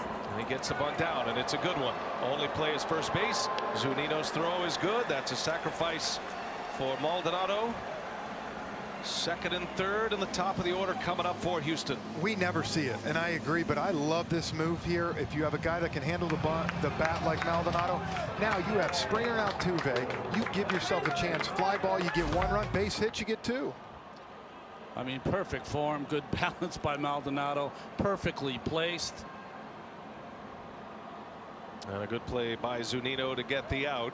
Right on the end of the bat, kills it on the end of the bat. You're supposed to catch that ball with the bat when you bunt the ball. Perfect form. Yeah, you give yourself a chance to score against a great pitcher, Castillo. With 2 of your best players. Without a base hit. Yep. Infield in. And a shift on with the infield in. So 3 infielders on the left side.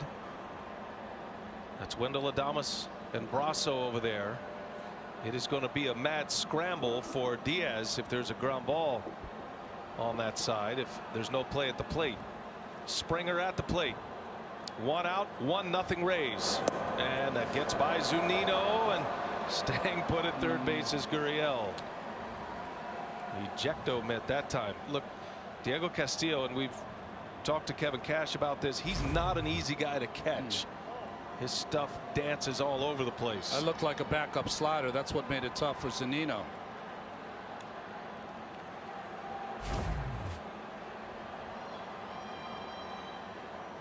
There has not been an outfield flyout in this game. Springer at the very least trying to get one in the air to the outfield. Best arm in the outfield is in right with Hunter Renfroe. But they all throw it well. Lau, Margot, and Renfroe. Tying run at third. Go ahead run at second. Castillo deals on the ground through for a base hit. Springer will drive at least 1 in. Now they're going to wind out Diaz, and he will score. A 2-run single for George Springer, and the Astros have a 2-1 lead. And guys, you talk about turning back the clock. Dusty Baker sack bunting him over, second and third. You see the shift. Springer, we've seen the home runs, the huge things. What does he do right here, guys? Cuts his swing down, notices the big hole, and look at that. Shoots a lazy ground ball right through the thing, puts the lead up 2-1. You got a fastball against Springer. But playing the game, that's playing the game. Beautiful piece of hitting. It drives in a pair, and now the Astros have flipped the scoreboard against one of the Rays' best. Those runs belong to Snell. And George Springer delivers again. As clutch as it gets in the postseason, this guy. Watch the running game here. Be a good time, wouldn't it? Altuve at the plate, and he laces one left field line. That ball is down off the wall on a bounce. Springer around third. The throw goes to second, and Springer will score. Let's go, bro. It's a double for Altuve. It's an RBI. Springer goes all the way around as Lau's throw into second base. Well, and this is where Lau goes to the outfield, guys. Not used to playing out there in left field. If this ball is thrown to the cutoff man, there's a great chance Springer's out at home. He never stopped. So hanging slider from Castillo that stays up in the strike zone, hooked into left field by Altuve. The big break is it didn't bounce over the wall, stayed in play. Lau here now. Again, back to now we're watching the base runner, and you see Lopez was going to send him the entire way. The key was Lau in left field did not throw the ball to the cutoff man, the shortstop. He threw the ball at second base. What a big inning here for the Astros as Castillo comes on. 3 runs are in, and Springer, his mad dash from first base to score on a double to left. It looked like he looked at the cutoff man first and then threw across. You see, Brasso wasn't expecting that ball to come. Well, you have to know Altuve's got enough speed. It's just a stand-up double. It's never the problem. So he had to come home with that, and a mistake. And the tough thing for him, though, is as an outfielder, you know your time usually, right, because you've done it so many times. So when that ball, as you said, Ron, came back quick, a guy that normally plays the outfield would know I got a chance to bang him out at home right here. For him, he's not used to that. Only 5 games in left field this season. And Lau, for the first time in this postseason, you saw Adames, the cutoff man, over down the line. You got to get the ball in his hands immediately to make a play. Plus, he's got one of the best arms on the field, Willie Adames. Rays have played great defense, but their defense lets them down here. Still 1 out. Here is Brantley. Well, what a huge inning for the Astros. Kevin Cash goes to his bullpen, brings in one of his A+ relievers. And now 3 runs are in. The Astros still at it with 1 out. Diaz with the base hit through the hole. That set the inning up. And Castillo misses badly.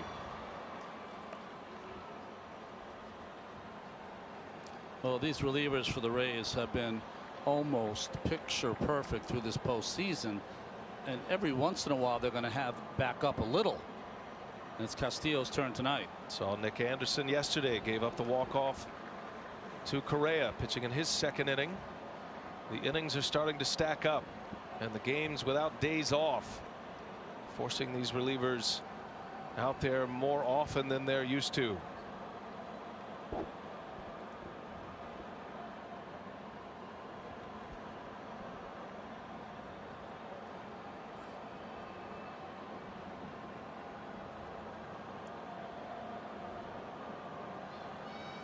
Bradley with a single his last time up. He's 1 for 2. Strikeout victim against Snell in the 1st.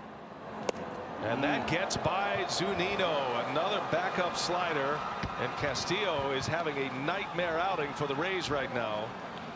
Runner at 3rd with 1 out. Huge here. You can get a run in with an out. Not close. The first pitch he threw when he came in the game was a backup slider. Same one there. You could say that Zunino tried to backhand that, but just such a difficult pitch for catchers to catch. Kevin Cash has been pushing all the right buttons, but this button has backfired here in Game 6. Infield in once again for Houston. We talked about it before. Once Houston won 2 games, the pressure's on the Rays. After the Rays won the first 3. And that's going to be a walk. Brantley is on 1st and 3rd here with 1 out. Now let's check in with Lauren Shahadi. What do you have, Lauren? Well, Correa, with high praise for Springer, told George yesterday, when you go, we go. We don't win this series without you. He's the guy we look up to in the lineup. Correa said when he gets things going, we're scary, and we're seeing it play out in real time, Brian. Confidence is back. This is closer to what we saw in the division series, Jeff, against the Oakland Athletics. The Astros, they got their hits, but they couldn't get the key hit with runners on and runners in scoring position the first 3 games. That has changed in the last 3 days.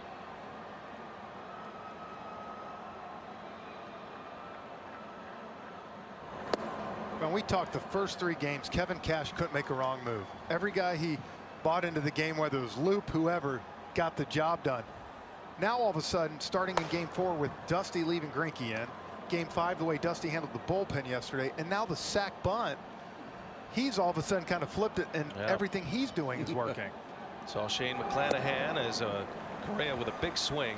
Here's one thing that we know and what we've seen from Kevin Cash. He will not chase wins, so it's going to be up to his offense to slug their way back, because he will roll out his relievers, his non-A relievers. He chased this win, though. Yeah, he did with Castillo. It was going to be his one shot to see if he could maintain a 1-0 lead, and it didn't work.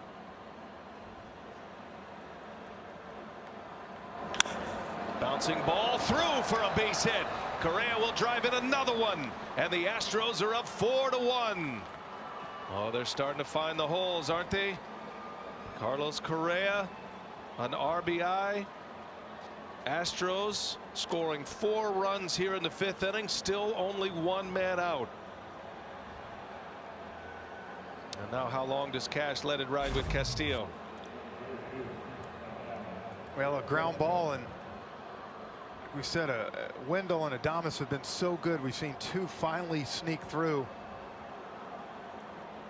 the hole. You really have to watch the pitch count here of Castillo because, you know, you have to envision that there's going to be a game 7. Game 7, you're going to need him. Carlos Correa with that RBI has 48 now. He ties Reggie Jackson for 7th all time in the postseason. 2 on, 1 out. Here is Bregman.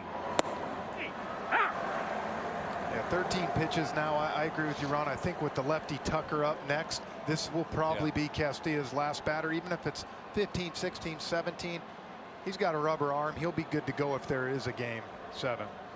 This is the 8th batter of the inning. And it started with Snell on the mound with a walk and a single. Bregman on the ground, got a chance to turn it here. Adames will step on the bag. He throws to first. And a big play for the Rays. They get a double play to end the inning, but the Astros deliver 4. Snell couldn't get it out in the 5th. And then the Astros go the humble approach. And they put 4 on the board, and they now lead this game 6.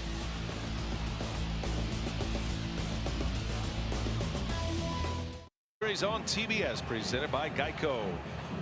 Kevin Cash has had it lined up beautifully this entire postseason. He went to Castillo, and Castillo struggles. The Astros score 4. Like Snell putting the first 2 on, that forced Cash to the bullpen earlier than he had hoped. Now we'll see if the Rays have enough firepower to come back. Framber Valdez, last time he was on the mound, he was trailing 1-0. Now he's pitching to a 3-run lead. Bottom of the 5th inning with the bottom of the order coming up. I know he struck out 7 in his first 3 innings tonight. I liked his 4th inning better with the 3 ground balls. And weak contact as well with all 3. 7 Ks coming in the first 3 innings. Adames drove in a run in the 2nd. He whistled a fastball in the gap in left center, went all the way to the wall, and it scored Lau from first base. Only Rays run of the game. They have just 2 hits.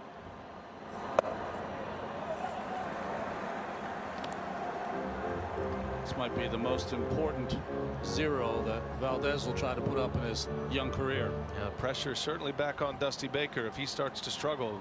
The managerial decisions in the middle of the game with your pitching, with no days off in a 7-game series, is paramount. And Adames draws a walk. Good start for the Rays. Remember, Valdez has been sitting over there for over 20 minutes of real time while the Astros put together their 4-run frame. You know, there's certain parts of the game that dictate what pitches you can throw, and you can't throw a 3-1 curveball after your team just scored 4 runs and you have a 3-run lead. And with the bottom of the lineup, if you think about where the last rally started for the Astros, the 7-hole hitter Gurriel, now 7-hole hitter Adames, walk, same thing. Here's Joey Wendell, and he takes a ball, and Maldonado is on his way out.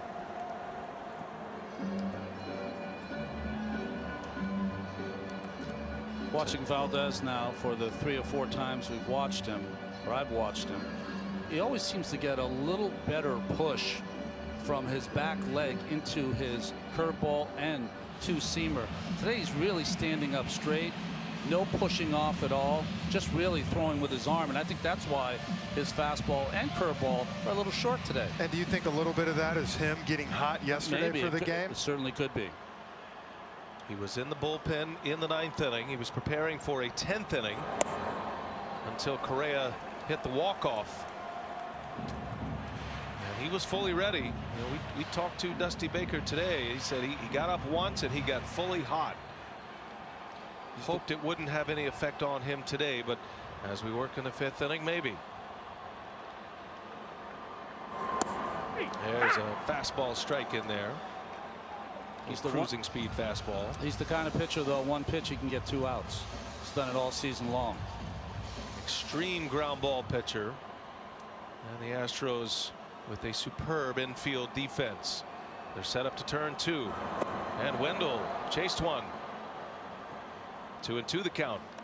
And in Kevin Cash's defense and Dusty Baker, guys, this is the first time these managers in this kind of era have to go 6 straight games without an off day. So it's hard to judge who's fresh, who's not, who's good at getting up 2 days in a row. It's It's new territory. And that's why, as we sit here in the 5th, this is a key at bat right now with Valdez against Wendell. Man, what a pick back there by Maldonado. Keeps the double play intact. Keeps Adames at first base. Special. Just cutting off those pitches a little short, and what a play by Maldonado all series long. 7 Ks in the first 3 innings. 5 ground ball outs, 3 of those coming in succession last inning. Full count to Wendell. On the ground, got a chance to turn it. Correa's there. He goes to the bag. Throw to first. Not in time. Wendell beating it down the line. Correa's got a golden arm. So if he can't turn it, nobody can. First out of the inning as Valdez does get his ground ball. We continue to see this on the shift because of the placement of the infielders. The ball up the middle, the shortstop or the second baseman always has to turn it themselves. There's no exchange. So that's why this play is late. Nice pick by Gurriel. It's going to keep Wendell at first. So a runner at first. 1 man out. Here is Zunino. And that's where the shift is great and can be bad. But if you don't play the shift on that ball right there, that's a base hit up the middle. So it's kind of, you know, it's pick your poison. You want the out, you want first and third. I take the out. Yeah, exactly. Me too. 3 infielders on the left side for Zunino with the shift on. And a wave and a miss. Same pitch, same result. 0-2 the count.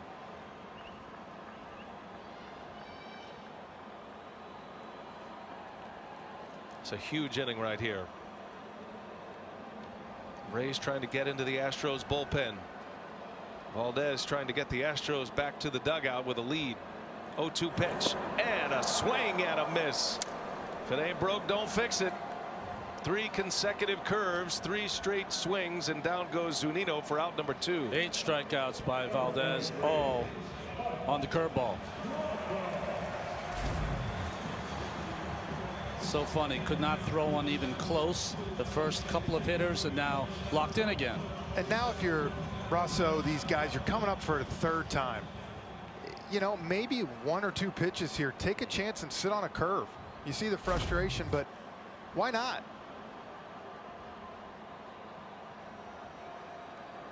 Brasso with a runner at first, 2 outs. Starts him with a curve and a wave and a miss. He's just putting it in the same spot like a pitching machine out there the last 4 pitches. So as we sit here in the booth and we say to ourselves, why do they continue to swing at the ball out of the strike zone? Well, it's got to be that kind of curveball that has the appearance of being a strike for such a long time and then ends up out of the strike zone. And the change of pace to it as well. It's about 15 miles an hour off the fastball. That was one to hit right there, and Brasso was late. 0-2 the count. He's wanting that one back. That was the good one. He threw 4 perfect back foot ones. This one he spun a little bit. And it was just away enough. Yep.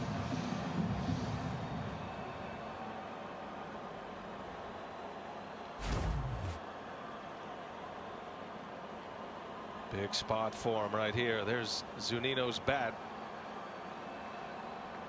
That's no longer with us.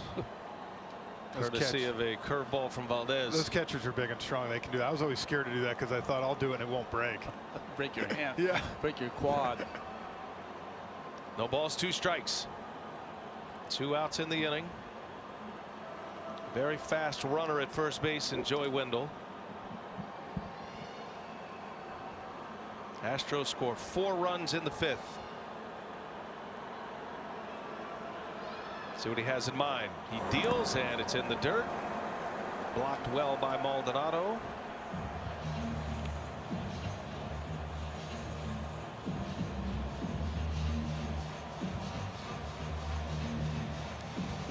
Valdez has made 13 starts, including the postseason this year. 10 of those 13, he's gone at least 6 innings.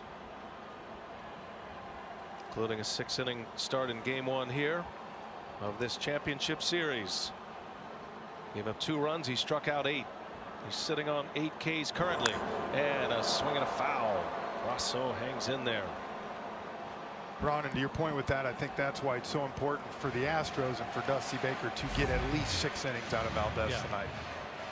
Their pen was used up a lot yesterday. We're not sure how effective Presley can be in today's game. He's never pitched 3 days in a row, which would be day 3 if he does use him today. So there's a lot of uncertainty. That's why Dusty Baker is on the top step. He's focused. 1-2 pitch and a swing and a miss. He put a fastball right by him. That is big league pitching right there from the 26-year-old lefty. Framber Valdez gave up a leadoff walk, comes back to get the next 3. The Rays are frustrated. They're down 4-1. They had a 3-0 lead in this series. 5 in the books. Astros coming up. California out on the San Diego Bay. What a great setting here. And this ALCS arriving in the middle innings.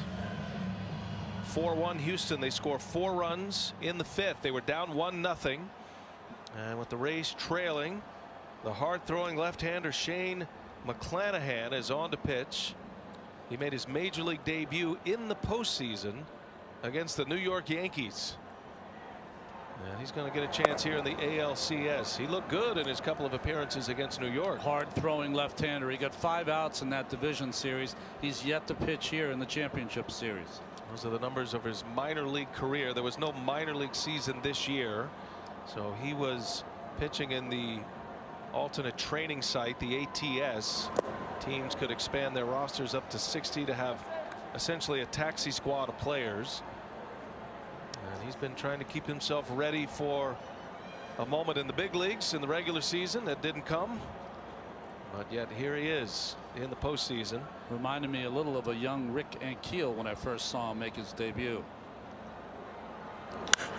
And that ball's hit hard into left center field. Tucker sends that one deep and gone. Kyle Tucker with a leadoff home run here in the 6th inning. And it's 5-1 Houston.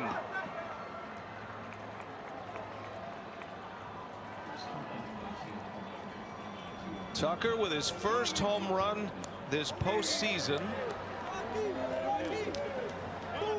And he stretches that Astros lead to 4. First extra base hit for him this postseason. He got a fastball and stayed through it. Very nice. First career postseason home run. And all smiles for the Astros. They have found their offensive game here in the last 2 innings. He had left Dusty hanging. He came back. Can't leave the skipper hanging. Here is Gurriel. He got it all started with a walk last inning.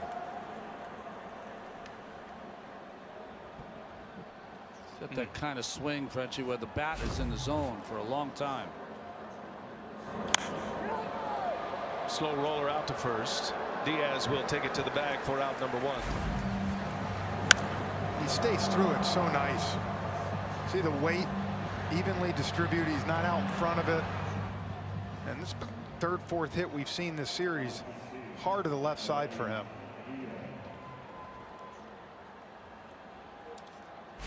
Got his first home run in a postseason game. Kyle Tucker now in his 3rd year with the Astros. And Ledmus Diaz, he had a key hit last inning. Punched one through the hole between short and 3rd. That forced the pitching change as Kevin Cash pulled Blake Snell. 2 quick strikes. McClanahan gets ahead of Diaz.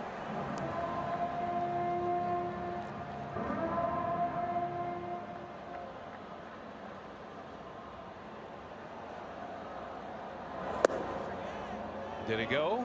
He did not. Checks his swing. 1-2. For McClanahan, he's got to keep him right here to give this Rays offense a chance to get back. Haven't scored a lot of runs, but they did have a 5-run 6th inning in game 3. Well, he's the key to the whole decision-making process right now for Kevin Cash. If he can hold serve, he's already given up a run. He's certainly a guy that could pitch multiple innings. If the Astros keep scoring, then those decisions become easy for Cash as well.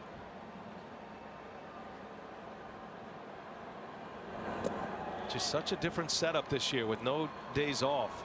Typically in a 7-game series there'd be 2 days off. It's a reset for the bullpen. You don't have to go as deep into your roster. It's a reset mentally for the position players.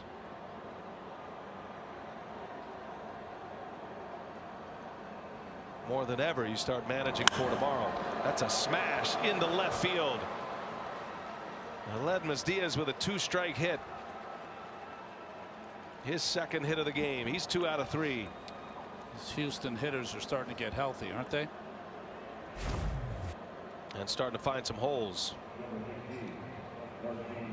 He gets a fastball here and lets McClanahan provide all the power. So 1 away, runner at first. Here is Martin Maldonado. The Astros, the first team since the 04 Boston Red Sox to force even a Game 6 down 3-0 in a series. And Lauren, they're drawing a little inspiration from the Cowboy up Red Sox. They told me Alex Bregman made the team watch the 2004 Red Sox, the only baseball team to come back from down 0-3 in a postseason series. Carlos Correa said the entire team was captivated afterward and said 2004 they won the World Series, 2020 book it. That's good appointment viewing. If you're looking for a team bonding event in a bubble. Yeah, what else is there to do? Let's watch a movie. Yeah. What movie are we watching? We're going to watch this movie called the 2004 postseason. Only 4 teams have forced a Game 6 after going down 3-0 in a best-of-7 series. Astros, of course, the Red Sox in 04. 99, the Mets against the Braves in the NLCS. And 98, the Braves against San Diego in the NLCS. Only Boston went on to win the World Series, though. Maldonado fouls it away. 2-2 the count. The other 2 lost in Game 6, right? Those are the teams we're talking about. They lost in that series, the Braves and the Mets. Red Sox went on to the World Series. That magical ride. And to do it against the rival Yankees, too. That's why that is an iconic postseason. And it's why they have documentary style videos about that team. Swing and a miss. McClanahan strikes him out. 99 with a fastball. Well, this young left-hander has a big arm. 4-seamer up in the strike zone and threw it right by Maldonado. What a spot for him to be pitching in, though. Well, and look, he's got 18 1/3 above Single-A prior to this postseason, and this kid's got a bright future. Love his arm. He is a big prospect. They'll have him in the rotation next year, most likely. Springer able to check his swing. Springer had the key hit in the 5th. Astros went old school again. They dropped down a sacrifice bunt. Rays put a shift on for Springer, and he just played a little pepper with it and punched it through the right side for a 2 RBI single. Tampa bullpen to that point had inherited 20 runners in the post. None of them scored until that inning. Been as automatic as there is, and you can understand why Kevin Cash went to Castillo in that spot. First time it hasn't worked. In the air, right center, and going to give way to Renfroe, and the inning is over. But Kyle Tucker homers in the 6th. It's 5-1 Houston. Randy Arozarena is having a monster postseason. He's ready to lead off as we go to the bottom of the 6th.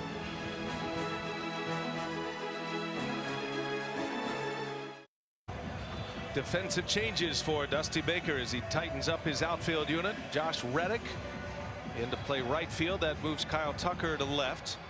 And the day is over for Ledmus Diaz, and what a successful day it was. 2 hits, 3 at-bats. He scored a run. Framber Valdez back on the mound. He starts his 6th inning. Gave up a leadoff walk in the 5th and then got through it. He's got 9 Ks facing Randy Arozarena. Arozarena walked his last time up. He's 0 for 1. Goal number 1 for the Tampa Bay Rays is to get Valdez out of this game. They must push the envelope with the Astros pitching. And just the opposite if you're Dusty Baker and the Astros. Let this 26-year-old emerging star ride it out. I'm sure they'll let him go as long as he can. I mean, he's going to have plenty of pitches to work with. Cruising along right now with 82 pitches. You see inside the numbers presented by DraftKings. Trips through the batting order. As he continues, he gets better and better. 219 batting average 3rd time through. That's excellent. And Arozarena, ground ball. Altuve's got it to his feet, thrown to first, right on target. Heck of a play by a former Gold Glove Award winner. And the throwing's been good today for Altuve. And the bullets from Tampa Bay are now finding the gloves of the Houston Astros. And a smile, rare smile from Altuve on a defensive play. Good to see. Arozarena hit this ball sharply to the right side. As you said, made a nice play. But this Tampa team, you got 11 outs. As you said, BA, they got to find a way to get to Valdez and get him out of this game. The pen for Houston's tired. That's their chance to get back in it. Dusty has trusted Valdez more than any starter on his team this year. 7 times he went 7 or more innings. 7 times. That's rare in today's game. Well, he's a low pitch count guy, efficient in individual innings with his ground ball proficiency, although he's had the strikeout numbers today with 9 Ks.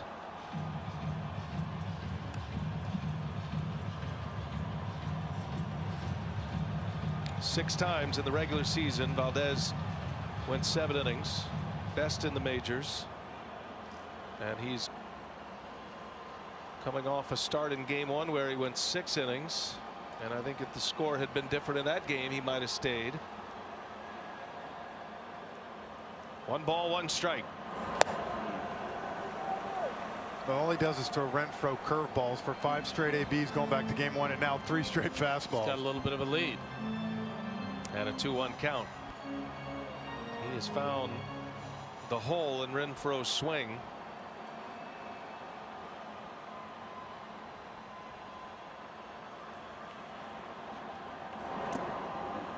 Renfroe doesn't bite that time. 3 balls and a strike. Yandy Diaz on deck. 5 matchups with Framber Valdez for Renfroe, 5 strikeouts. Got a hitter's count though. 3 balls and a strike. 3-2.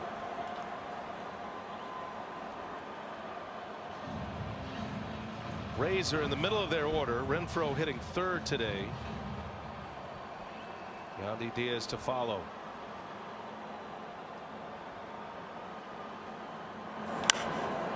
Contact, slow roller, and Bregman can't make the barehanded play. Renfroe will reach. Renfroe will reach.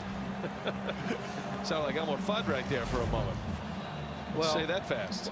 He's made some great plays with the bare hand, but with Renfroe running, I don't think he had to do it here. He could have fielded with the glove, 2 hands, and made the throw and exchange.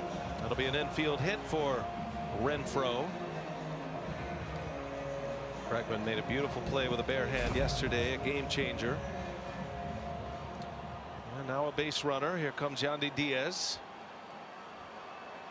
The Rays are so reliant upon the home run ball to score their runs this postseason. Coming into play today, 71% of their runs scored coming on the long ball.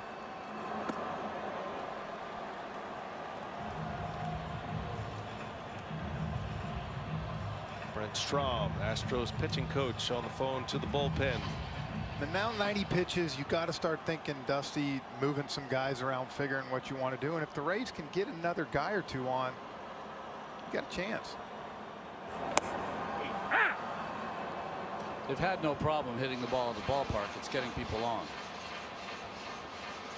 Margot's 3-run home run in this series, really the only big blow. Yeah, that came after the Altuve error. Would have ended the inning. Up and away. 2 balls and a strike. Andre Scrub, who was excellent yesterday, starting to get loose. He pitched an inning and a third yesterday. So that's part of the story here for Dusty Baker. He used a lot of pitchers in yesterday's game.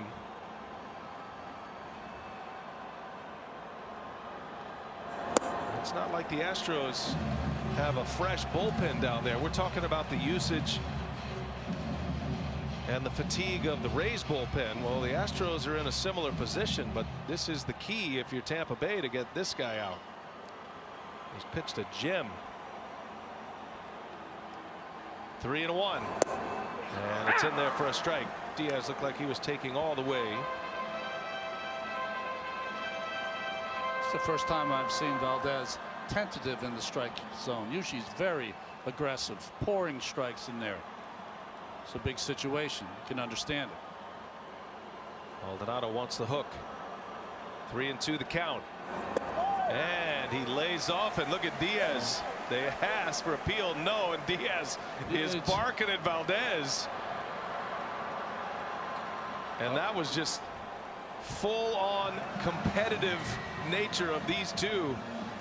And Diaz took that breaking ball and started chirping at it like Juan Soto. It was almost like he was yelling at him for not challenging him on the 3-2 pitch. I agree, because he took it. You see, he took like a step forward, looked at him.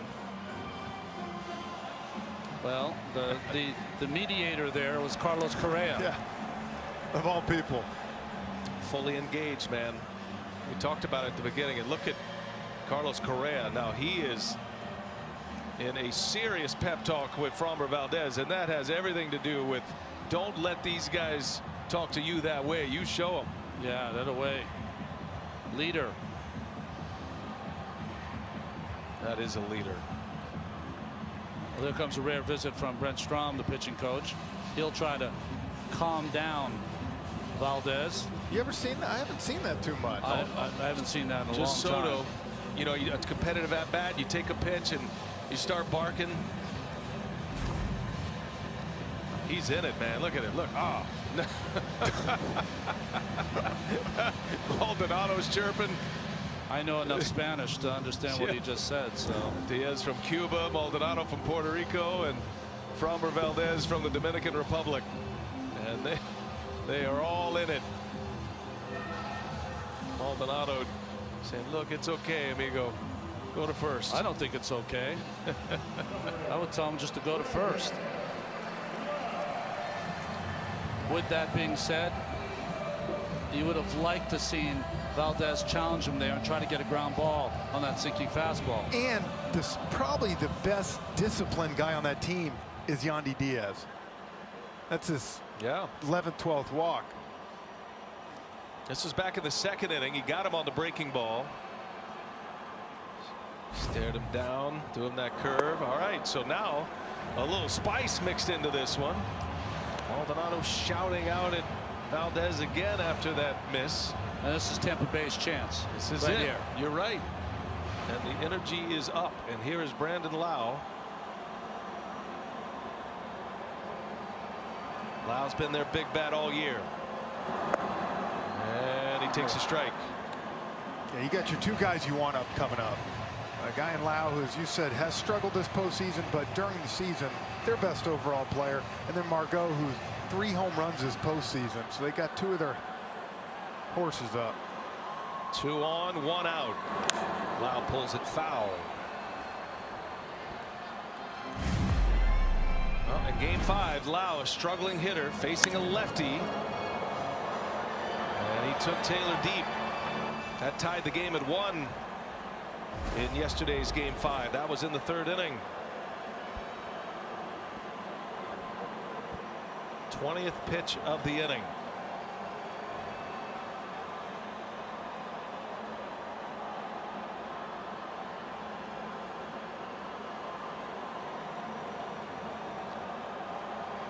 This has been a pretty calm series so far.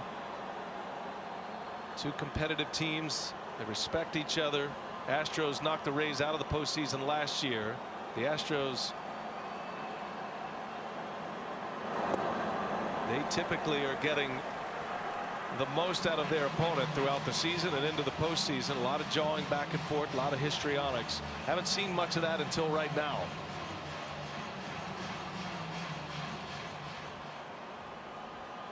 Rays are on edge. They know what's happening here. Yeah, Diaz trying to get his team fired up a little bit, maybe. They've had a lot of momentum in the last 2 games. You shifted back. Well, this probably takes the 7th inning out of play for Valdez, and he might not even finish the 6th. So Maldonado tap on his shoulder. Maybe spotting something mechanically from Valdez. 2 on, 1 away. 2-2 pitch, popped foul and out of play. I love that whole exchange. I mean, it's not something we're seeing. I love that Diaz is fully engaged in the at-bat.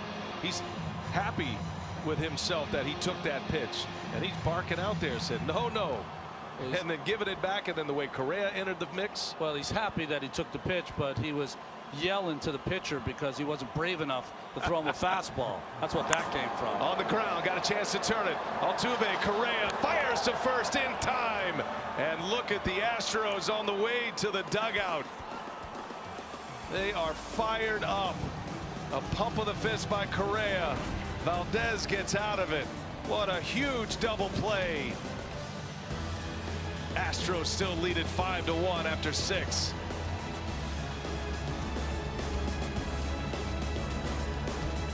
And they're on a lot of different players. This might be the reaction of that moment as the Astros get the double play ball out of Brandon Lau. We'll show it to you. Yandy Diaz had to start his slide. Correa coming across on the double play ball, and remember how animated he was as Diaz kind of lit the fuse in that 6th inning. What a big double play ball, though. Altuve starts it. 7th inning, 5-1 Astros. All right, check it out here. He's coming in hard. Proper slide. Correa jumped over him.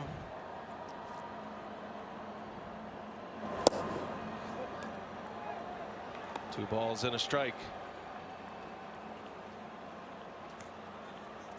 That was the shot for Tampa Bay. That 2 on with 1 out.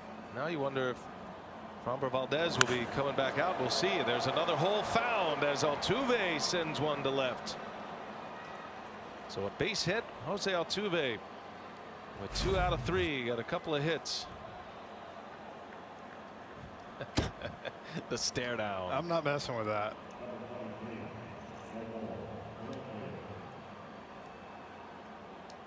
The intensity of this postseason. I think it hits these players when they come out of the clubhouse onto the field for the first time, when there's no fans, right. You know, playing in the middle of a pandemic, all that's going on, being in a bubble, being in the same hotel. But once the game starts, it's been a thrill to watch. These guys are fully engaged on every level. But you have to generate a lot of these feelings by yourself or through your team. You know, things that you would usually be able to, that will come naturally from a crowd. And I don't think any player will ever overlook how important fans are at a baseball game or any sporting event after this year. That's going to get by Zunino, and on to second base goes Altuve. And I think there's so much that we miss, guys, that with the fans, the players, even from dugout to dugout, Ron, they can hear everything down there. Yeah. You know, I know you're pumping some crowd noise, guys, but at the same time, you're hearing stuff across from each other that you never hear during a regular season. I mean, I think really the crowd noise idea came about for that exact reason, trying to create some kind of white noise in the ballpark so you're not hearing everything, but that doesn't mean you're not. We saw a number of incidents throughout the regular season where you're hearing everything that's being said I mean, you both have been in dugouts. You know what's said in those dugouts, but usually that's not heard. Yeah, you're coming back telling your team loud about how you dominated a guy. Well, they can hear it right across that. It's just been fascinating the whole season, and to watch these athletes compete and get into it the way they have. 1 ball, 2 strikes. Brantley takes 99 off the plate. Wonder if they can hear a play-by-play guy when he's screaming a home run call. I'm sure they can. I'm sure they can. Don't think I haven't thought about that either, by the way. Javier getting loose. He was out of the mix yesterday. Hard hit ground ball, and that's through for a base hit. That's going to be another run. Altuve will score, and the Astros keep pounding away. 6-1 now, Houston. It's going to be a single and an RBI for Michael Brantley, his second hit. And because of the dearth of relief arms for the Houston Astros, they've got to add on, just like they're doing now. Spinning breaking ball by McClanahan up in the strike zone. Good try by Brosseau, just off the end of the leather. And here is Correa now.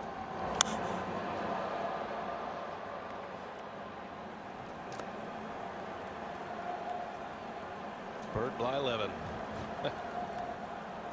The Hall of Famer, whatever Correa said to Valdez, showed me he is the leader of this team. You bet he is. Yeah, good call, Bert.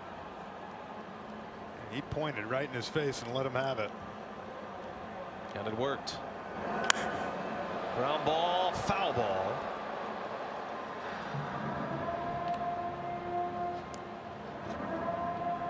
And for Kevin Cash now, Ron, the game's 6-1 and still got 9 outs, plenty of Rosarena, firepower, different guys. But at what point is McClanahan kind of what we're seeing now, unless they get back in the game? We saw the same thing against the Yankees in game 1, where he let Curtis throw 42 pitches.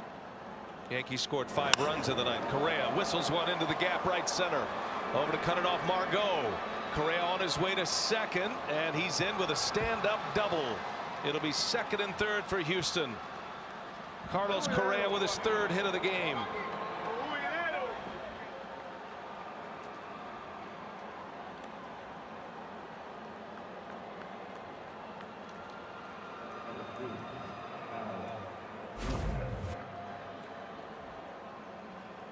Just fastball up and away, and good swing by Correa going that way. Yeah, a lot like the pitch he hit for a home run yesterday. That one with the lefty tailing away. Lined in this offense is hitting on all cylinders right now. Astros are having some fun now. They have 11 hits in this game. Correa's got 3 of them. Here is Bregman, who's bounced into 2 double plays. Bregman needs some. He needs to join the party, and this is a perfect chance. A guy throwing a lot of fastballs, infield, and even a deep sac fly. Something good to happen for him.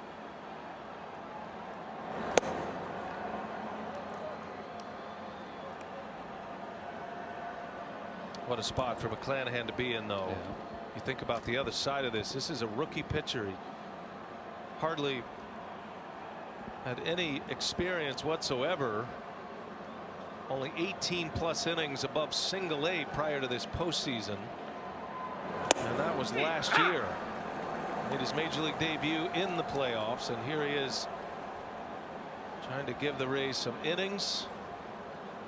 We've seen games go this way in the postseason all around, even in the division series, knowing there are no days off. Kind of take your medicine to save your A bullpen. Every manager lines up their pen. You see Alvarado getting loose. They line up their pen. They don't all name it this way, but it's essentially the A pen, the B pen, and the C pen. Guys you're going to use when you have a lead or in a tie game as your A pen. Those are the guys you'll see in those close ones. As Bregman strikes out, his struggles continue. It's a first out.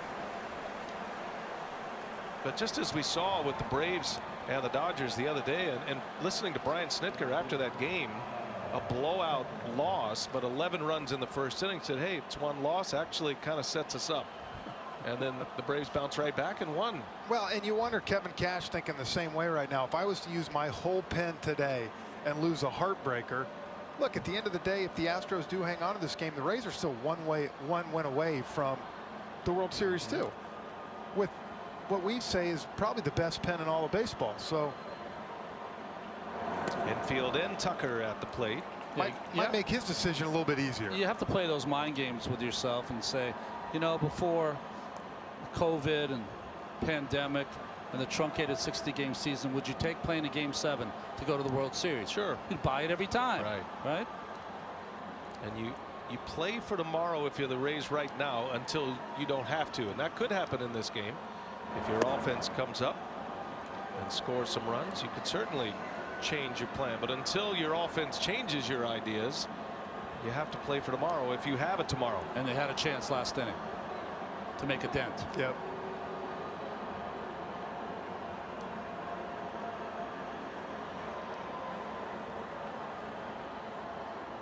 Infield in for Tucker.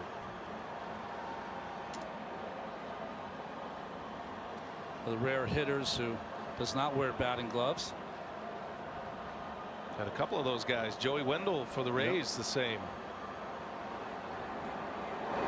Tucker into left field. That ball's hit well, and that'll be plenty deep to score the run. Lau runs it down. Correa also tagging, and the run is in. It's a sacrifice fly, an RBI for Kyle Tucker. He's driven in a pair in this Game 6, and it is 7-1 Houston. And another big run too, because down in the Astros bullpen, Scrub's warming up now, and if you get a little bit of this lead, Dusty could save Javier. We saw him go opposite field for a home run last time. This time, nice swing, gets the easy RBI. This kid impresses me. Tucker had 13 hits coming into this game, all of them singles, and then he finally got loose for an opposite field home run off McClanahan in the 6th inning. His first career postseason homer. Now he's got a multi-RBI game.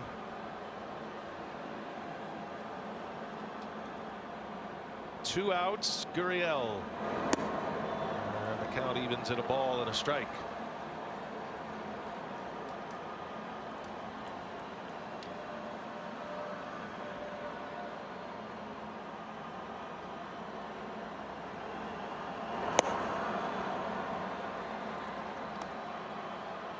I'm sure the Rays have a pretty strict pitch count on McClanahan. There'll be a number in mind. They won't let him go too much over that. Again, he's been pitching in the alternate training site. They've had essentially simulated games. He's simulating a start, basically just inter squads because no minor league season. I'm sure that was a lonely existence for those guys, but they know they have to be ready. But it's a more of a controlled environment, so he's stretched out to the point where he can go multiple innings. They're not going to push it with a rookie, especially with a kid with such a future. That's what I was going to say. Not with that arm either. 3-2, and it's ball 4. Hey, steal a base, steal a taco is back. If someone steals a base this World Series, Taco Bell is letting all of America steal a free Doritos Locos Tacos. Steal a base, steal a taco only at Taco Bell. 3 walks for Gurriel in this game. Good sign, Frenchie? Yeah, it definitely tells you he's seeing the ball a lot better, because this is a guy that's very aggressive, wanting to hit. So for him, it's got to be a good sign. McClanahan is out, and Kevin Cash will go back to his bullpen. 7-1 Houston. 2 more runs in here in the 7th inning. Here comes Alvarado.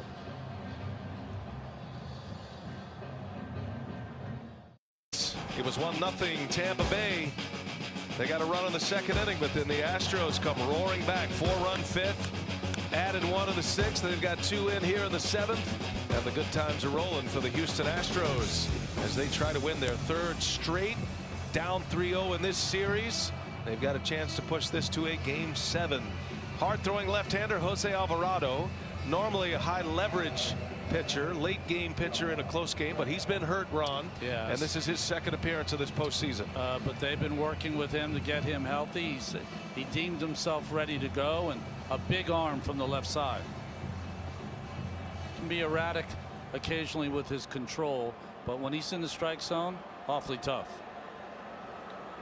He'll face Josh Reddick. First at bat for Reddick. He came in for defensive purposes last inning.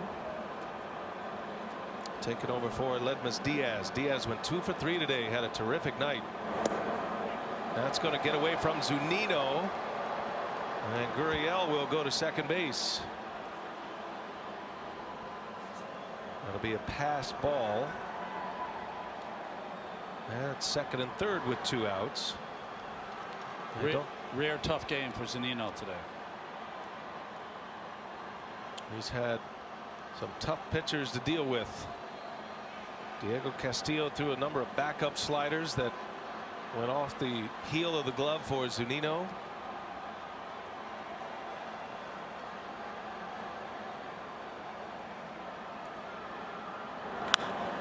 Hot shot by Reddick.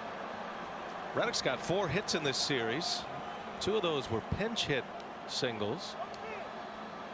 It's 4 for 11. Reddick was kind of the guy they went to, signed in 17. Astros were a huge strikeout team. 14, 15, 16, a lot of these young guys, they wanted him to be one of those guys that was a contact guy to get less strikeouts. And you see, I mean, they've changed the whole way they hit. Now least amount of strikeouts in baseball this year. I had a little bit of that culture change. I remember A.J. Hinch saying we need some adults in the room. So it was guys like Reddick and McCann and Beltran. Reddick strikes out, inning is over, but the Astros score 2 more. Oh, the Astros, they were down 3-0. They've been rolling ever since. And the Astros are all smiles right now. Stretch time, 7-1 Houston.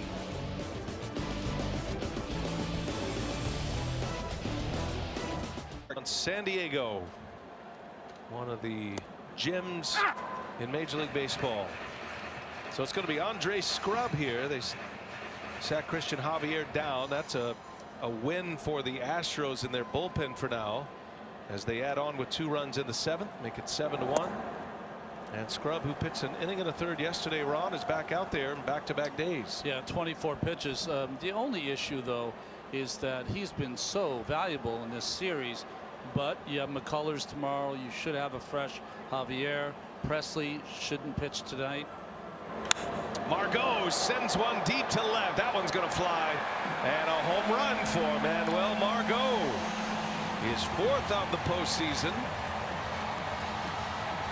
Second run of the game for the Rays. Margot, a no-doubter into left field.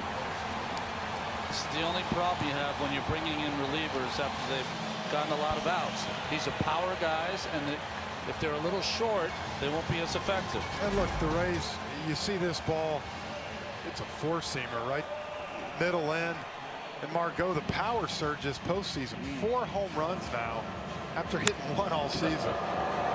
That was a no-doubter. Look, for the Rays, you want to come back, Ron, but at the same time, if you can give them a finish here and get to Javier, get to some of these other guys,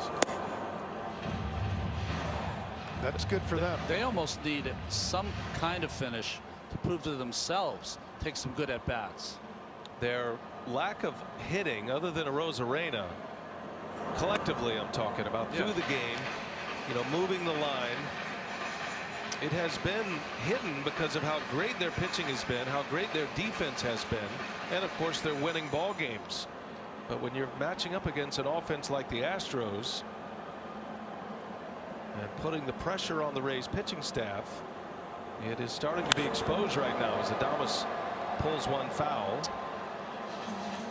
For example, coming into tonight's game, Arozarena was 20 for 48, 417. The rest of the Tampa Bay Rays were 61 for 338.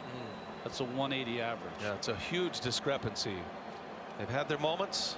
Certain individuals have stepped up in the big moments, but it's been a run prevention clinic is probably the best way to put it, with the excellent pitching and defense and positioning. And that's been their strength all year. But with that being said, as deeper you get in the playoffs, you have to help that pitching out some too. Adames takes a ball. 3-2 the count. Well, the Astros just keep getting these surprise efforts over and over again. Justin Verlander out for the year and next year with Tommy John surgery. They lost Garrett Cole. They lost a ton of innings in their rotation. And then the emergence, as Adames draws a walk, the emergence of a guy like Framber Valdez, who is looking more and more like an ace every time he takes the mound. He was brilliant tonight again, Ron. He was. We talked about his sinking fastball and curveball, but the curveball was on full display. Was able to throw it backdoor, back right foot for the hitters. And he was all over the place. He wasn't as aggressive as we've seen him in the past, but he really battled his way through.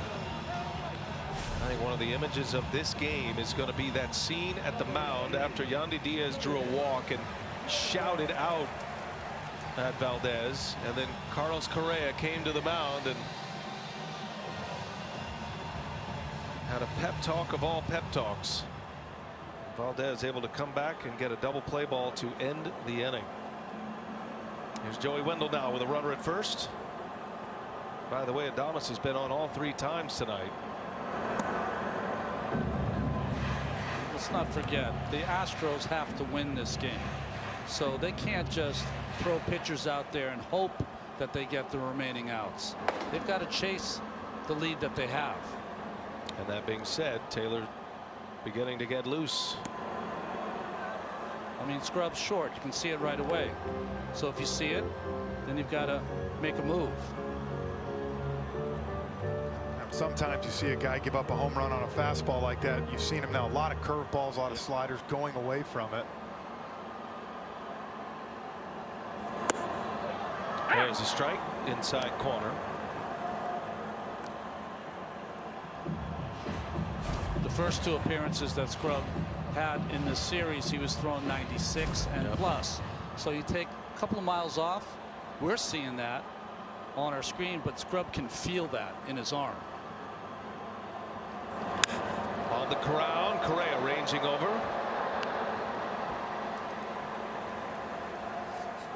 Out number 1 on a 6-3 putout. Moving over to second is Adames. 1 away in the inning. Hey, Major League Baseball encourages fans to take an active role in their communities and make a plan to vote this election season. Visit MLB.com/vote to learn more.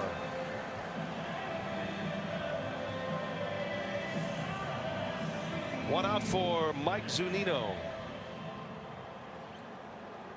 It's a dangerous matchup for Scrub right here. Zeno's been starting to swing a better bat. Zunino has popped 3 home runs. Mike Zunino was in the same draft as Carlos Correa. He was the 3rd pick overall. Correa was the 1-1. That was the 2012 draft. Astros hit the jackpot with Carlos Correa. Byron Buxton went number 2 that year. And then Mike Zunino, a power hitting catcher, went number 3 in the 2012 draft. That's the order they went.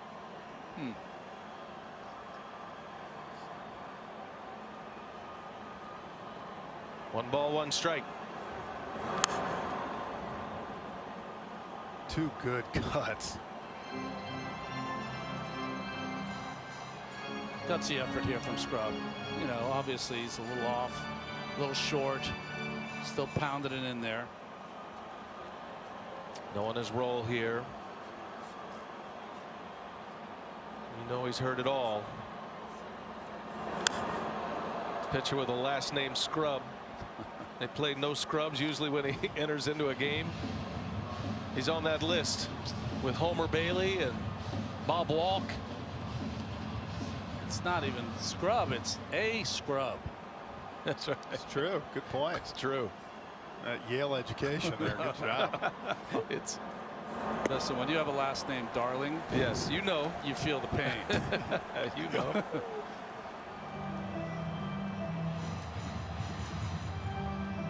pitched beautifully for them. He came to the Astros from the Dodgers organization. They like him a lot. Dusty Baker just raves about Andre Scrub. He calls him Big Scrub. My guy, Big Scrub. And he gets Zunino.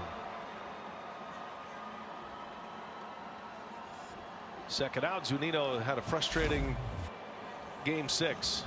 That great curveball by Scrub straight over the top. That's the best one he's thrown here in this inning. Needed that out. Yeah, with the lefty in the lineup down in the pen, you thought maybe this is a chance to bring in G-Man Choi right here. And he could always move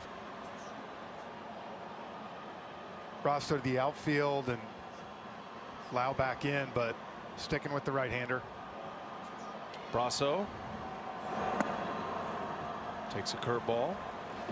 Brasso got the start at second base for game 6. He's played first, plays second, he's played third. Extremely versatile defender. He does well at all positions.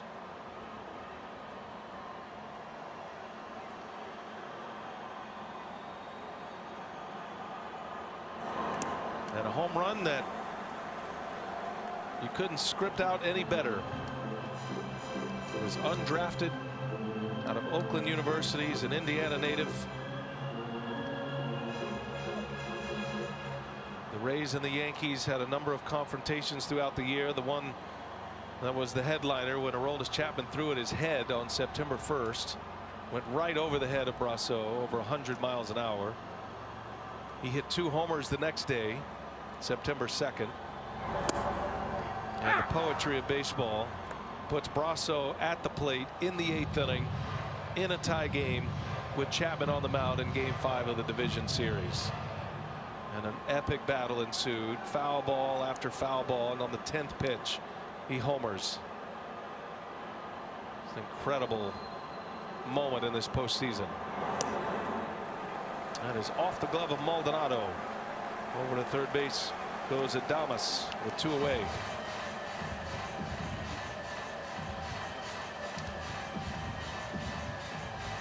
Be a pass ball on Maldonado. That'll burn him up.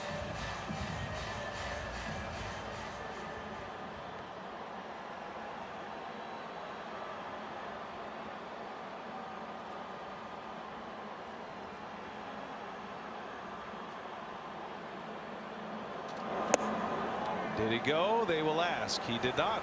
And a walk. And now suddenly Tampa Bay, you get a quick strike here from your hottest hitter, and you're in business, and that is going to force Dusty Baker to the mound, trying to squeeze a little extra out of Scrub after an inning and a third yesterday, and he's got to go to his left-hander now. It's a 5-run game. One swing of the bat, the Rays are right back in this one. We play with 2 outs in the 7th and a pitching change in game 6.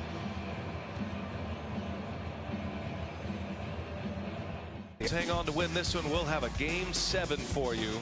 8:37 p.m. Eastern. Our coverage starts earlier than that. Randy Arozarena, what a series, what a postseason he has had. He has been the Rays' best hitter, been their most consistent hitter. Arozarena with 20 hits so far coming into this game 6.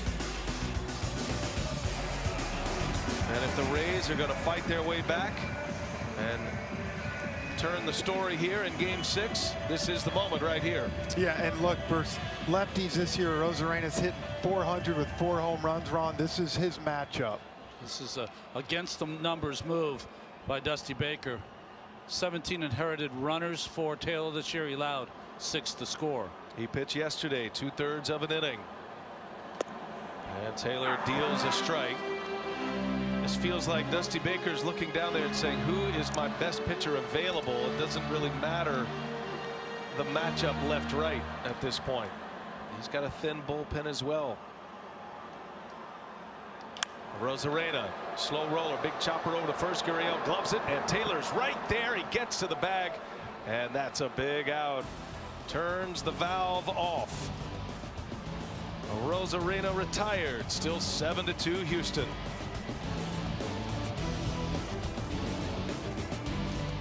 Astros put 4 on the board in the 5th, and they've scored in the last 3 innings, and they lead 7-2. And you wonder who the Rays are going to go with if this series goes to a Game 7. So Glass now, he'd be an option. Charlie Morton would be an option. And you know he's going. The Astros have already named Lance McCullers Jr. as their Game 7 starter. If they can get to the finish line in this one, they lead by 5. We head to the 8th. Jose Alvarado will face Martin Maldonado. Springer to follow, and then Jose Altuve. Astros with 7 runs on 11 hits. McCullers took a loss in his start, but he threw a gem. 7 innings, yep, threw great.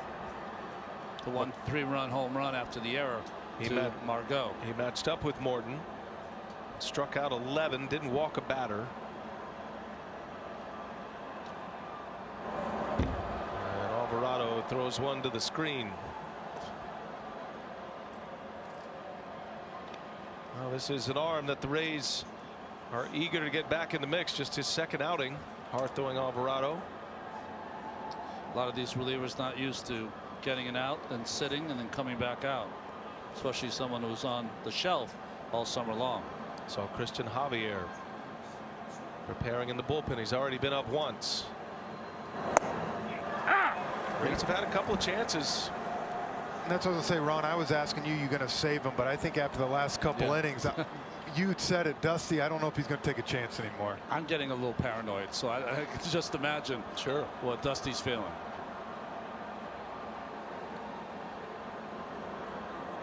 Well, you can almost work it backwards too, and obviously we're doing a lot of forward thinking for these managers. This game's certainly not over, but trying to give you an idea of what these managers are going through. We talk to them every day, and we ask them about their run through their pen, what you do in certain scenarios.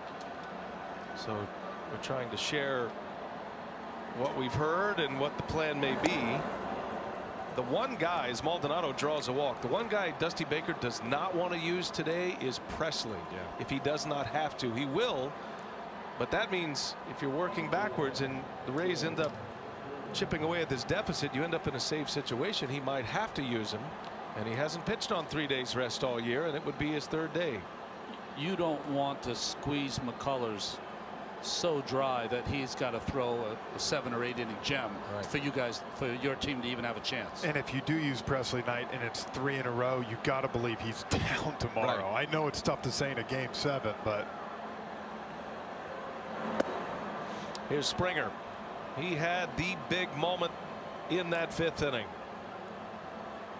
First 2 reached. There was a sacrifice bunt, the bottom of the order producing for the Astros. It was 2nd and 3rd with Springer at the plate. They put a big shift on for him. And Springer, who has been so clutch. And just the situational hitting, knowing when to take the big swing, hit the home run. He didn't do it in that 5th inning. He just shortened up and just poked the ball through wide open spaces at second base and drove in a pair. Well, and in a series and really a whole postseason where the home run rules, this was a little bit of small ball, a bunt by Maldonado to get him over 2nd and 3rd, and then a guy seeing the shift, knowing he's facing one of the best pitchers in baseball, does a nice job.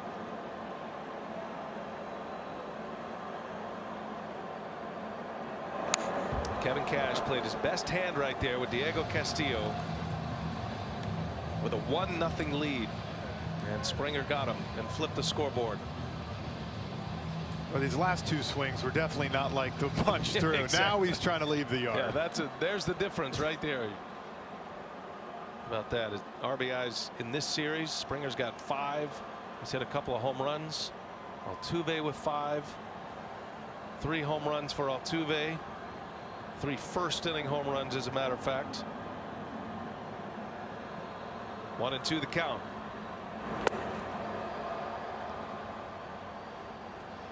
Alvarado will keep those right-handed hitters dancing in that box, won't he? That cutter's just bearing in on you.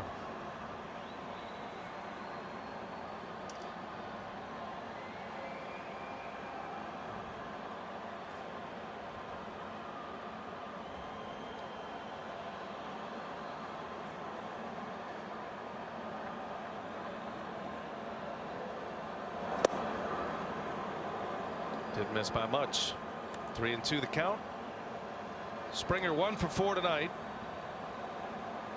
He was having a rough game prior to that base hit. It struck out twice.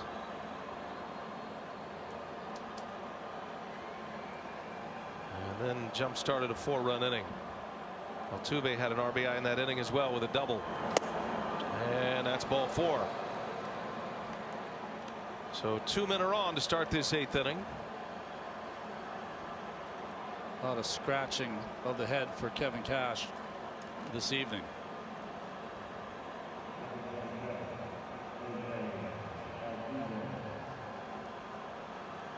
Never ceases to amaze this game how it humbles. And it can turn on a dime.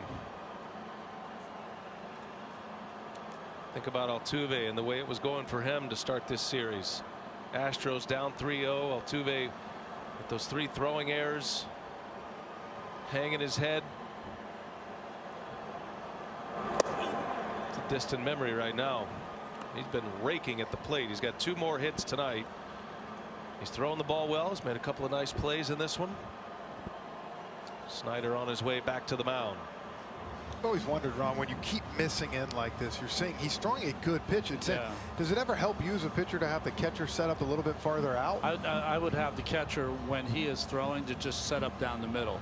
I know he's trying to set up inside to present him with a good target, but he's not that kind of pitcher. Yeah. He's a guy that just relies on stuff. So sit in the middle, let him throw his good fastball. It'll find the corners just with the movement. Yep. Well, 1 in 5 kids in the U.S. may not be able to afford to play Little League. For every text of Little League to 313131, T-Mobile will donate $1 to their Little League call-up grant program, so our kids can keep playing ball.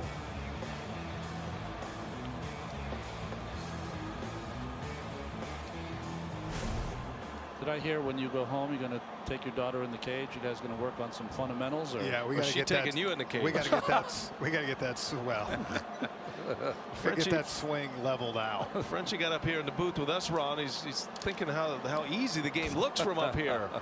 No. On this second level. Here's Altuve. Jose Altuve has reached base in 11 of his last 17 plate appearances. I know how hard the game is. There's a couple guys out there older than me, and that's why I'm up here with you guys.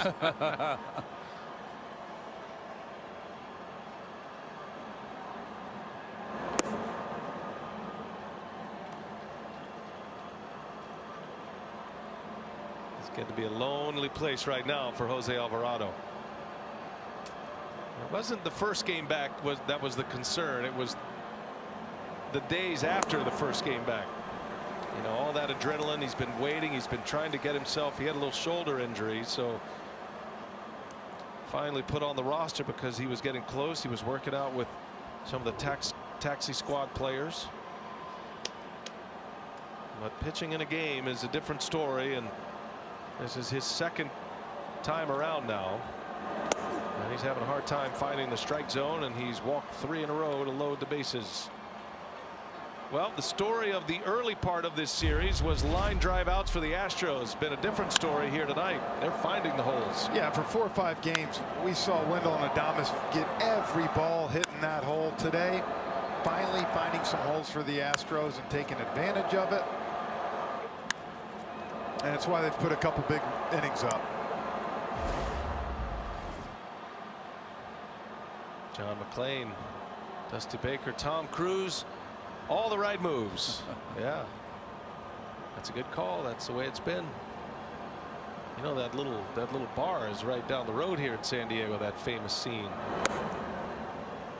Not that I've been there, but I've jogged by it. You know, when getting in the exercise. The Kansas City barbecue place. There you go. Ronnie's good with the names. He remembers everything. It's not it's a curse. He's been to a couple of those bars, I bet. Michael Brantley, always been a great hitter with the bases loaded. Been a great hitter, period. And he's had a big day today. Not a comfortable at bat. Alvarado is lost right now on the mound. There is activity. You saw Aaron Loop throwing in the bullpen. Yeah, I was wondering if that nipped his jersey. They did take a look at it. Yeah. I don't think they're going to challenge it here. That is a reviewable play. Get 30 seconds to declare whether you want to challenge or not. And we play on. Same replay they saw down in the Astros clubhouse. No challenge. 2-0 the count.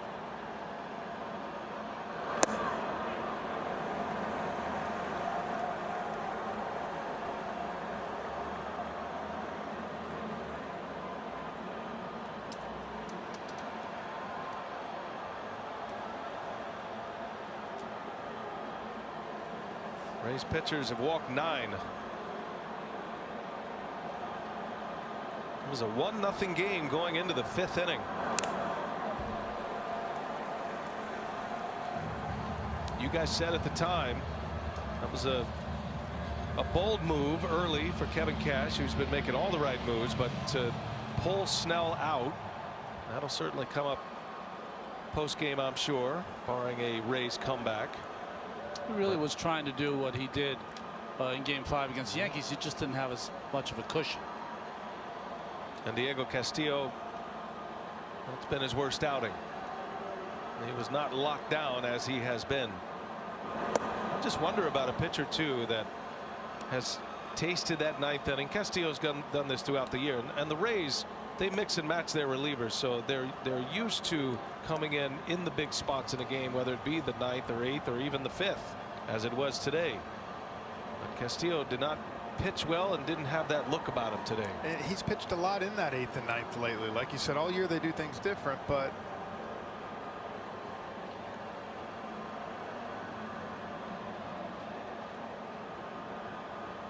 (3-2) the count. And a called strike 3. Brantley's gone.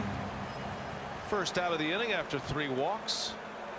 And Cash is going to make a move here. Alvarado with 25 pitches at this point. He's just trying to work his way back.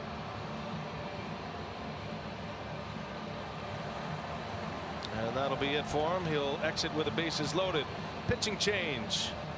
7-2 Astros as we play in the 8th. Here comes the lefty Loop. You to America's largest 5G network. 2 cameras in each base. Fixed lenses, microphones included, giving us a great look down on the field.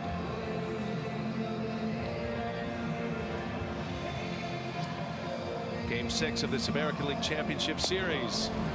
And the Astros in control here.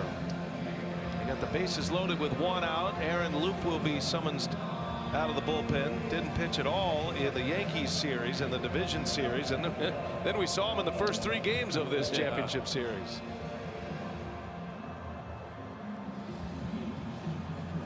And Loop will face Correa after his walk-off home run yesterday.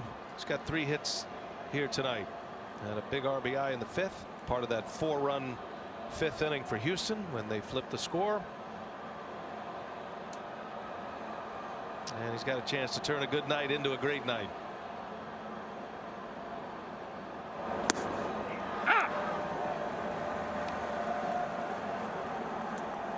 Well, you know, with Loop, he's going to come in, he's going to throw strikes, and right here try to get himself a ground ball.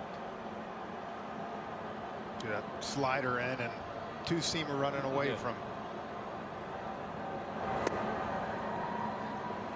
Well, you know what Correa's got on his mind. Single back up the middle. There will be no shortening up in a spot like this. He's really been swinging the bat well. He's been their best hitter this postseason collectively. Had a monster division series against the Oakland A's. Base hit is a big hit here. You know, it just adds on, adds to his postseason legacy. It's still a 5-run game. I know. You know, and the way offense we've seen all year throughout the season. So I agree, Ron. If you're able to get a hit here and drive in a couple, to me, you pretty much put the nail in the coffin. I'm not comfortable until you're on the bus, Frenchie. You know? Not even in the locker room? No, not even on the bus. Showered.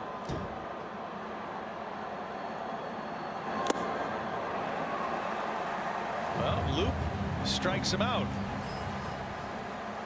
Back-to-back Ks. Send it down to Lauren Shahadi. She's got the bullpen sitch all lined up right now. She's managing. I asked Cash about it. He said there's so much information these days that it's equal parts head and heart. Said sometimes the balance of what your eyes are telling you can lead you down a tough path. So many numbers and matchups. The tough part is deciding what to throw out.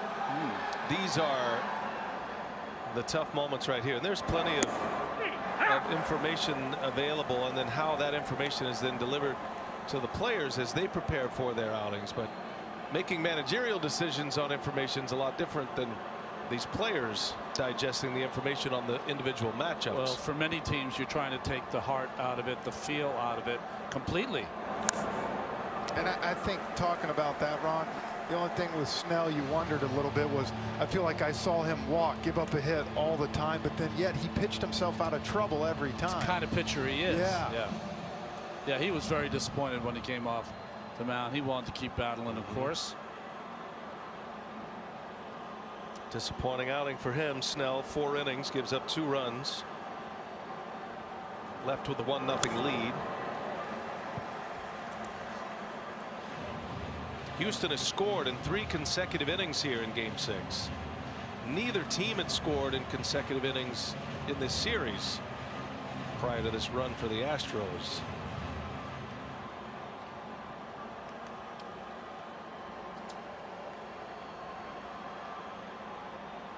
Astros down 3-0 in this series. Trying to get to the end here, win 3 in a row to force a Game 7. And boy, does that have all the makings of something special.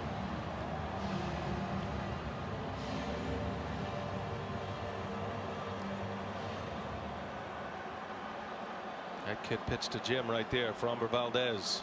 I'd be standing next to the manager too. Tyler Glasnow potentially. I'll be interested to see if there is a Game 7, how this goes tomorrow for Kevin Cash. As you remember, in Game 5 against the Yankees, he used Glasnow as a starter, essentially an opener, and then got multiple inning outings from his bullpen, all of his best guys. And it was a 1-1 game until the 8th, until Brasso's home run made it 2-1. Castillo closed it out, and the Rays took down the Yankees.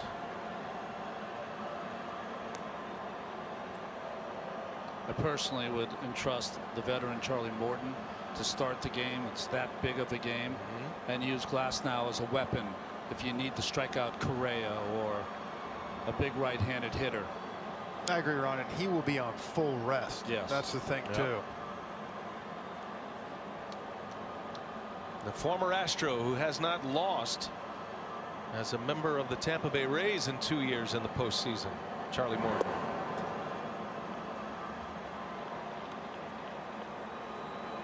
Then you start matching up against the Astros. I mean, they're a team that hits velocity. We hit the air talking about that. We hit the series talking about that. All these hard throwers for the Tampa Bay Rays.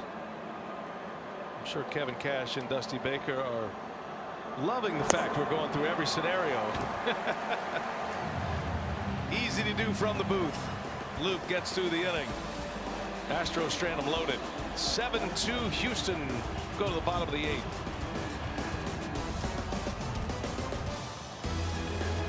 His biggest gamers, De'Aaron Fox and Josh Hart, can watch all this and more tomorrow midnight on TBS. Petco Park, San Diego. 7-2. Astros have the lead. Austin Meadows is going to pinch hit here for the Tampa Bay Rays, and the new pitcher Christian Javier. Remember, Greinke went 6 innings. Javier came on and got 6 outs and went out for the 9th. But didn't retire a batter. But 35 pitches he threw 2 days ago. I just saw a 33 pitch inning from the Rays pitching staff in the 8th, walking the first 3 and then 3 strikeouts to end the inning. And now we play in the bottom of the 8th with Meadows hitting for Renfroe. In case you're wondering, the Astros won 4 straight twice this year, which is what they need to do to advance to the World Series. They had an 8-game winning streak in August, and then they won the first 4 games of this postseason, swept the Twins, and then won the first 2 games against the A's. On the flip side, Tampa Bay lost 4 in a row this season only once, and it ended up as a 5-game losing streak late July into August. They haven't even lost consecutive games since September 8th, 9th, and 10th until this postseason. Best record in the American League, the Tampa Bay Rays, 40 wins, 20 losses. Only the Dodgers had a better record. Meadows strikes out. First out of the 8th.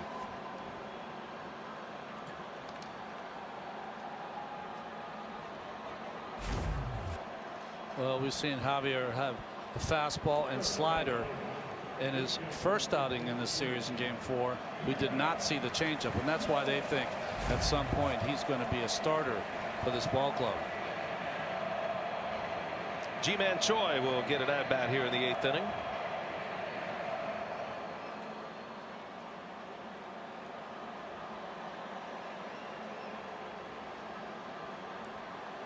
Javier, a bit of that wild card for Dusty Baker. Can use him whenever. And they have hit on so many young pitchers. Guys like Javier and Paredes, and tonight's starter, Framber Valdez.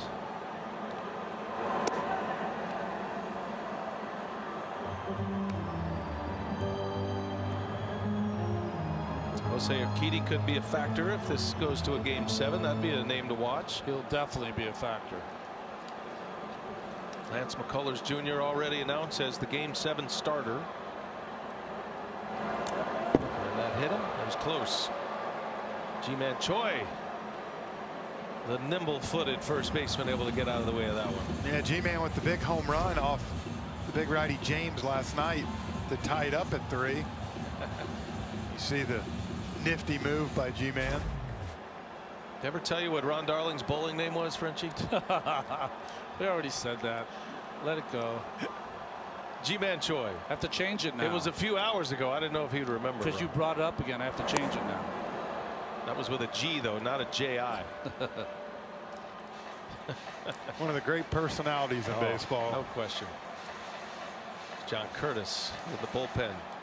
G-Man, he didn't go the conventional route. He was an extremely valued player as an amateur in Korea growing up, and just assumed he would be going into the KBO as he takes a called strike 3. He didn't. He wanted to play in the States and came over as a 19-year-old, and he's been bouncing around with a number of teams since.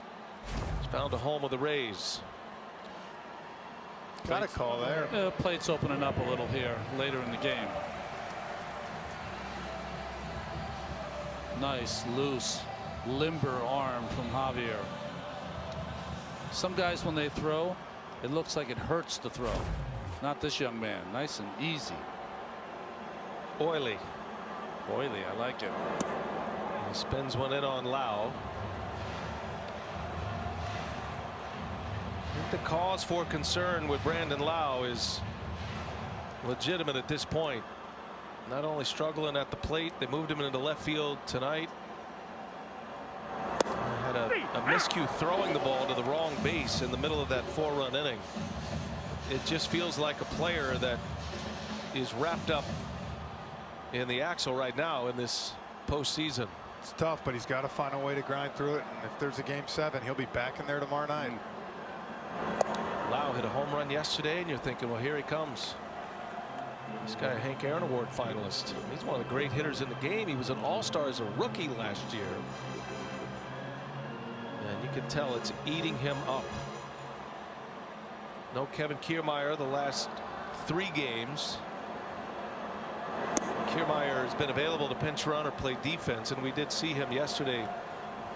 He has not been able to start. He got hit on the hand in Game 3. Took a shot to the wrist on a fastball from Paredes. Sorry, Brian. Hard to believe he won't be in there tomorrow. Yeah, I agree. Got to have him, right?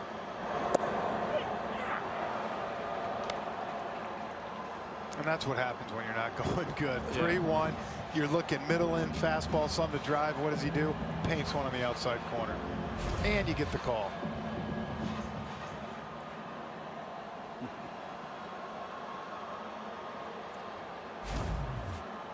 Three-two. There's a walk. Lau is aboard. Lots of Ks, lots of walks. 2020 baseball unfolding here on the way to the finish line in game number 6. 9 walks by Tampa.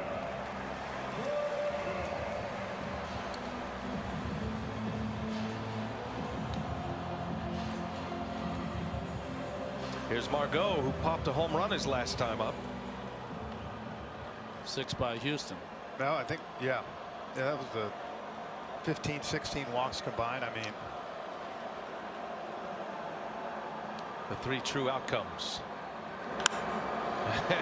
There's the third, and the true outcome is Margot is going to have a multi-home run game in the ALCS. That's a 2-run shot. It comes with 2 outs. 7-4 Houston as Margot in back-to-back at-bats sends one out of here. He's doubled his home run production from the regular season just tonight. He's hit his 5th home run of this postseason after 1 in the regular year. almost the same exact place that Scrub threw it to him, and the same result. And look, the Rays are back in this thing 7-4. It's a 3-run game. Astros last inning with the bases loaded, no outs, no runs. Got to be kicking themselves right now. Step by step, if you're Tampa Bay. Margot hasn't had a 2-homer game since he played here for the Padres back in 17. Again, the goal, we talked about this a couple innings ago. If you're the Rays, you're doing all you can to force Dusty Baker to bring on Ryan Presley. I don't know if he will, but you want to put him in that position to have to do it. Adames. 2-0 the count. And I like what you said earlier too, Ron. Not just that, but get some confidence. A nice walk, you know, a home run. Get your offense feeling good, because tomorrow, look, if there is a game 7, or if you come back in this, you got to get your offense going. Yeah. Adames drove in the first run for the Rays in the 2nd inning. And a ground ball to first base. Gurriel will take it to the bag right off the end of the bat. The inning is over, but Manuel Margot, he's hit 3 home runs in this championship series. He's got 2 tonight. It's 7-4. The Rays are inching their way back as we go to the 9th.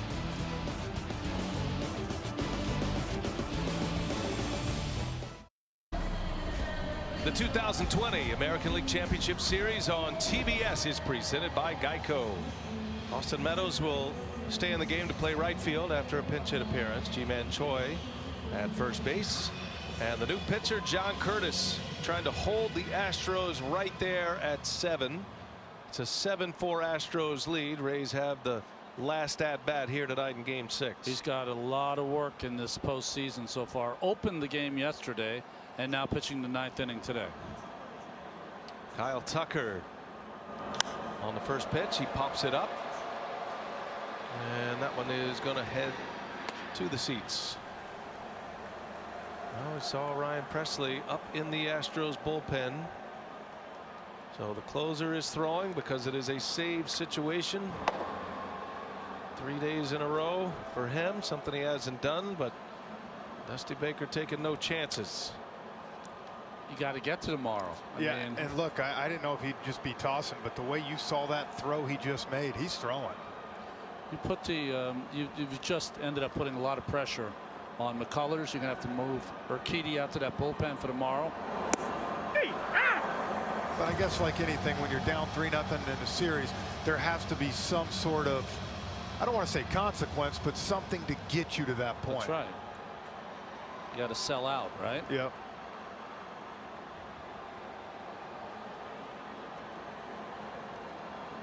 Oh, to the count on Tucker. That Margot home run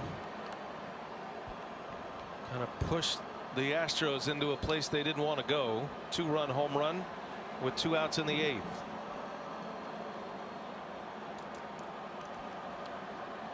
One day leads to the next in this game, but that will not be the case tomorrow. When you get to the World Series, there will be the traditional days off.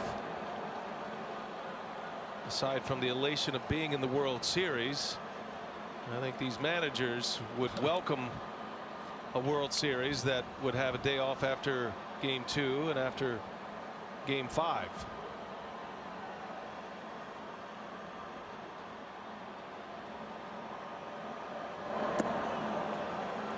And I think that's the right move, to have off days for the World Series at least. I just. Well, especially this year, because I think every team is going to have to catch their breath once they get there. Yeah, if you have some of these teams, whether you're playing 6, 7 games, all of a sudden you get 2 days off and you another 7 in a row. I mean, start talking about pitchers' health too. That's right. 3-2 the count on Tucker. And that one's in there. A called strike 3. Down he goes. Curtis with a strikeout. If you're looking ahead to the Rays' 9th inning, they're at the bottom of their order. We'll see Curtis pick up the strikeout on the 4-seam fastball.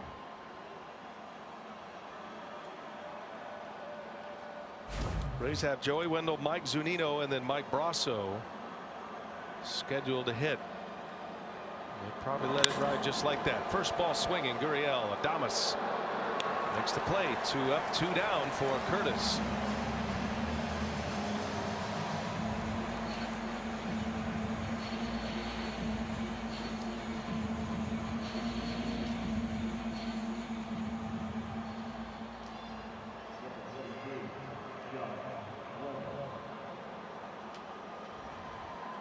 Here's Josh Reddick.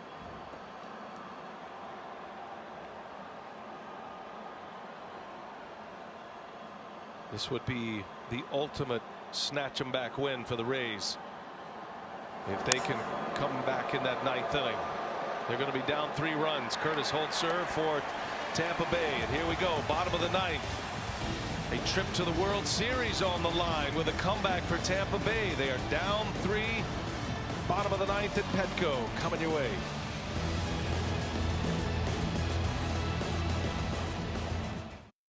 Miles Straw will enter the game in center field as Dusty Baker tightens up his defense. That moves Springer over to right. So it's Tucker, Straw, and Springer in the outfield now. And the new pitcher, the Astros closer in a 7-4 ball game. Game 6, 9th inning. It's going to be Ryan Pressly pitching in his 3rd consecutive game for the first time this season. He's gotten 7 outs in the last 2 days on 30 pitches. He'll face Joey Wendell to start it. Rays need 2 base runners to bring the tying run to the plate. Zunino, the scheduled hitter next. Looks like Yoshi Tsutsugo has moved on deck. But it all starts right here. The Rays do get the Astros closer in the game.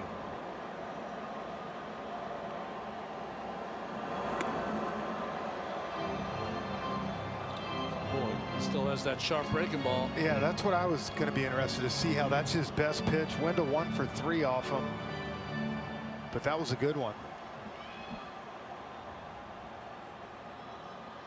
No balls, 2 strikes. Wendell hitting in the 8th spot in the Rays order. And down he goes. Pressly comes in and wipes him out on 3 pitches. Out number 1 for the Astros here in the 9th inning. Our aerial coverage tonight provided by Goodyear, celebrating the endless pursuit of forward momentum. Goodyear, more driven. 1 out for Ryan Pressly.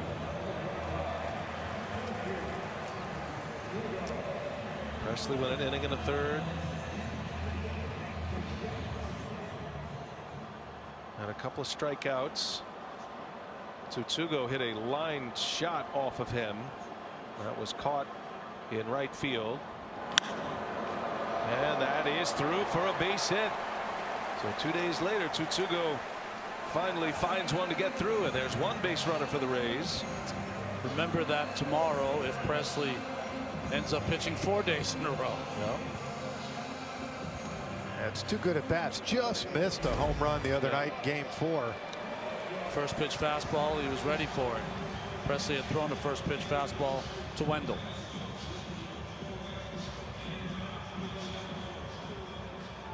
Tsutsugo, base runner with 1 out. Now the tying run on deck. Mike Brasso at the plate. The Rays have their best hitter in this postseason on deck. If Brasso can get a Rosarena to the plate with a chance to tie it with 1 swing of the bat.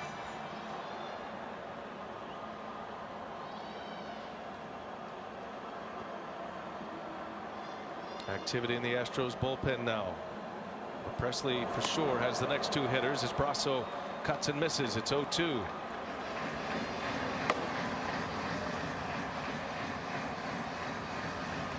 Presley's mad at himself. He hung the slider there, so behind the mound, think about it. Back to business. See him shaking his arm out.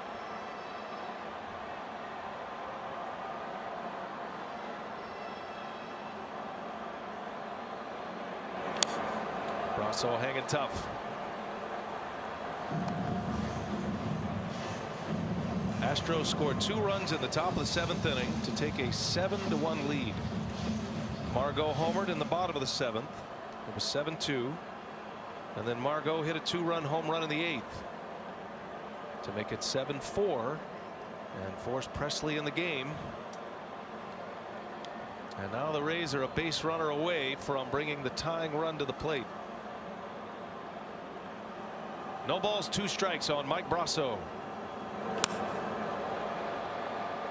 This has been such a just weird flow to this game. Sloppy, yeah. I feel like Houston has absolutely dominated this game, yet if Brasso can get on base, you bring the hottest hitter in baseball up with a chance to tie the game. Yeah, you're blooping a blast away. Well, you guys have been touching on it here in these, through the middle innings when the Astros got the big lead. Now it just becomes, who can you get on the mound? How many pitchers can you roll through? Can you get some confidence at the plate if you're Tampa Bay? And they've done all that. This is not comfortable for the Astros as Brasso on the ground. Got a chance to turn a double play, and Altuve's throw is there. It's a double play to end it. 6-4-3 on the double play ball. They will probably want to take a look at this in review. It looked like Gurriel was able to keep a toe on the bag. And if so, if it goes as called, the game is over and we'll have a game 7. They'll always look at this play, though. Good toss by Correa, up the line a little bit by Altuve, but his foot gets down on time. Just got it down in time. And the Astros are going to force a game 7. Gurriel, a superb first baseman. It wasn't a great throw by Altuve, but Gurriel able to maintain contact with the bag. They'll make this call pretty quickly. He just saw the replay on the big board. Did Gurriel? He knows it. And the umpires are telling the guys even because he saw Presley and them pump their fists. So they know. Let us call it first. Yeah, he's on the bag. We've talked all about the offense today for Houston, but think about this series. Their starting pitching, 32 innings pitched, only 7 earned runs. It's an ERA under 2. They're the reason why they are going to a game 7. Doesn't it feel appropriate that this game's going to end on a review like this? It's been a strange game. Long, grind about slog of a game. And taking a long look at this just to see if Gurriel's foot was on the bag. The key thing to note here, the call on the field is out. Yeah. So there has to be conclusive evidence to overturn here. And I'm not sure Unless you have a dead sideways view to see, I mean, to me, it's pretty up the line. Yeah, here comes the call, and the crew chief says out, out, and that's a ball game. The Houston Astros have won 3 straight, and they have forced a Game 7 in this American League Championship Series. Presley notches the save. Framber Valdez picks up the win for the Astros. And the Astros are alive and well. And here we go to a Game 7, fellas. Think about it, Brian. Framber Valdez joins Jose Rio and Joaquin Andujar as Dominican pitchers to win 3 games in a single post. Tomorrow, we're either going to see history for the 2nd time, or we're going to see the best team in the American